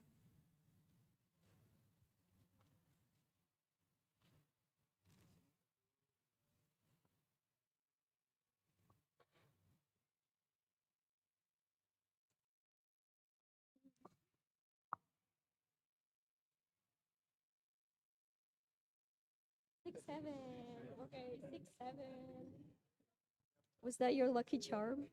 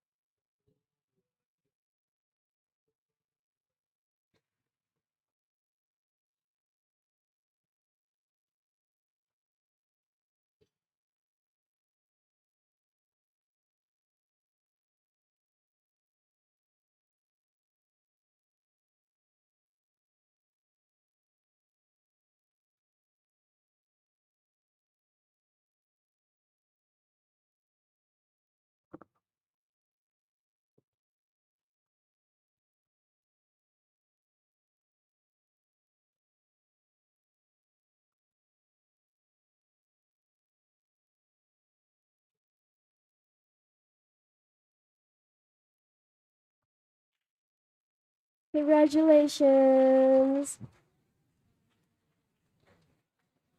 Now, to all participants, please stay seated as we will shortly have a closing remarks from the representative of Uni Administration, and please stay seated for the closing ceremony. Thank you. Okay, congratulations to all our winners. Please give our winners a round of applause, everybody. This is a testament to your effort, your voice, and your commitment to excellence. Let this achievement be a stepping stone for even greater things to come. And for those who haven't been able to make it this year, your efforts matter and your journey doesn't end here. There are still so many stages waiting for you, so many chances to sharpen your craft, and countless spaces where you can show the world what you're truly capable of. Watching all of you grow, perform, and pour your heart out has been an honor. You have brought to life this year's theme, so it is better to speak, remembering we were never meant to survive. Once again, thank you to everyone who made these 2 days unforgettable, to our contestants for your bravery and brilliance, to our judges for your guidance and generosity, to our committee for the countless unseen hours of dedication that made this event possible. With that, the curtain closes on the 10th Padjadjaran English Competition, and to officially close our program, I would like to invite Bapak Isnaini Sidik, Director of Student Affairs, Universitas Padjadjaran, to come forward and deliver the closing remarks.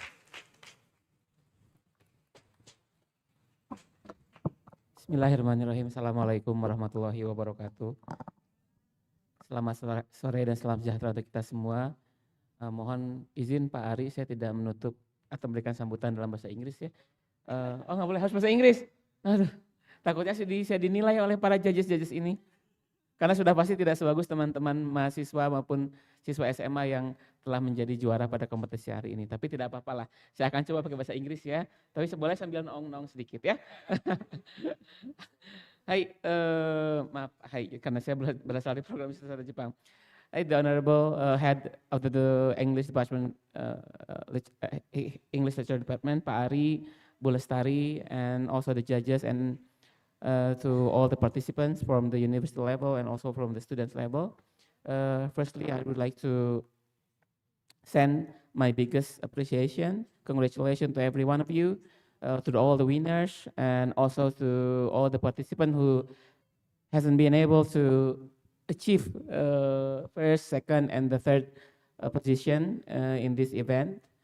Hopefully, you will continue your journey to gain more experience, also gain more achievement in the next competition or in other occasions. Actually, this is the 10th Padjadjaran English Competition, and I've been following this event throughout the years since the beginning, and I've seen all the struggle from the community. And this year, actually from maybe 3 years ago, this competition has gained more attention from highly reputed universities and also high schools. So as we all know that the competitiveness in this competition has grown more and more competitive. Maybe as you all know from the competition that has been going for these past 2 days, the competitors came from various university which are highly reputed, and also from the high schools that is very well known. We can mention SMA 3 and then Lab School, kemudian Taruna Nusantara, and all that schools that we all know that they are very highly reputed. So hopefully in the future, Padjadjaran English Competition will grow to be a more successful event, and hopefully this event will also be a place where our students can not only participate as the committee but also compete as the participants and become the winner also, and they will have more experience not only as a participant, but they will have an opportunity to make networks with their peers from various places in Indonesia and also from other countries. So once again, congratulations to all the committee, Pak Ari, Bu Lestari, and all the judges. Thank you very much for your guidance and for all your efforts during this event. And also for to all the participants, I wish you success in the future, and hopefully we can see you again in the Padjadjaran English Competition next year.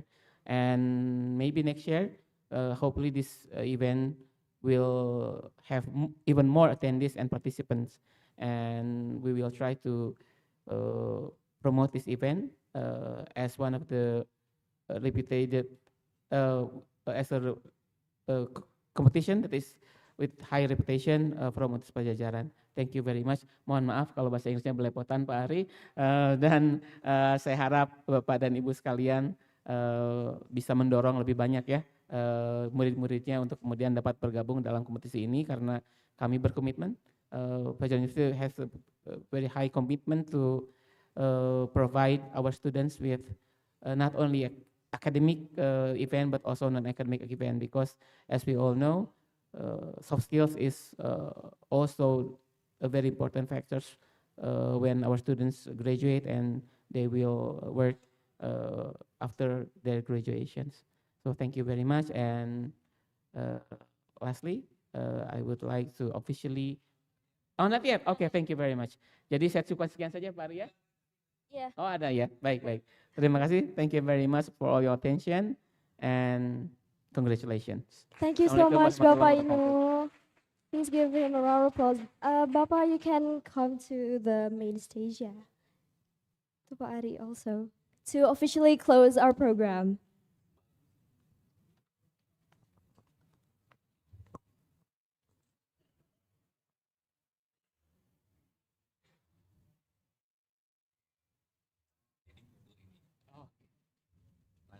Nggak usah pelan-pelan gitu. Oke. Itu bisa ngomong kali. Oke. So by saying Alhamdulillah, I officially close the 10th Padjadjaran English Competition 2025.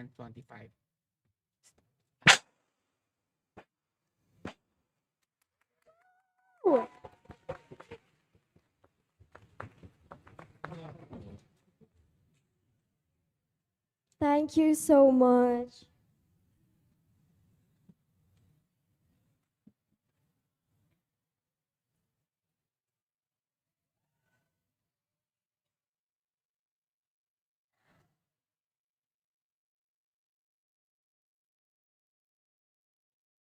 Okay, with that, the curtain officially closes on the 10th Padjadjaran English Competition. But don't be sad. Next year, we will gather again for the 11th Padjadjaran English Competition. Until then, keep writing your story, keep speaking your truth, and continue sharing your voice. We can't wait to see the next chapter. This has been Nazwa signing off. Thank you and see you!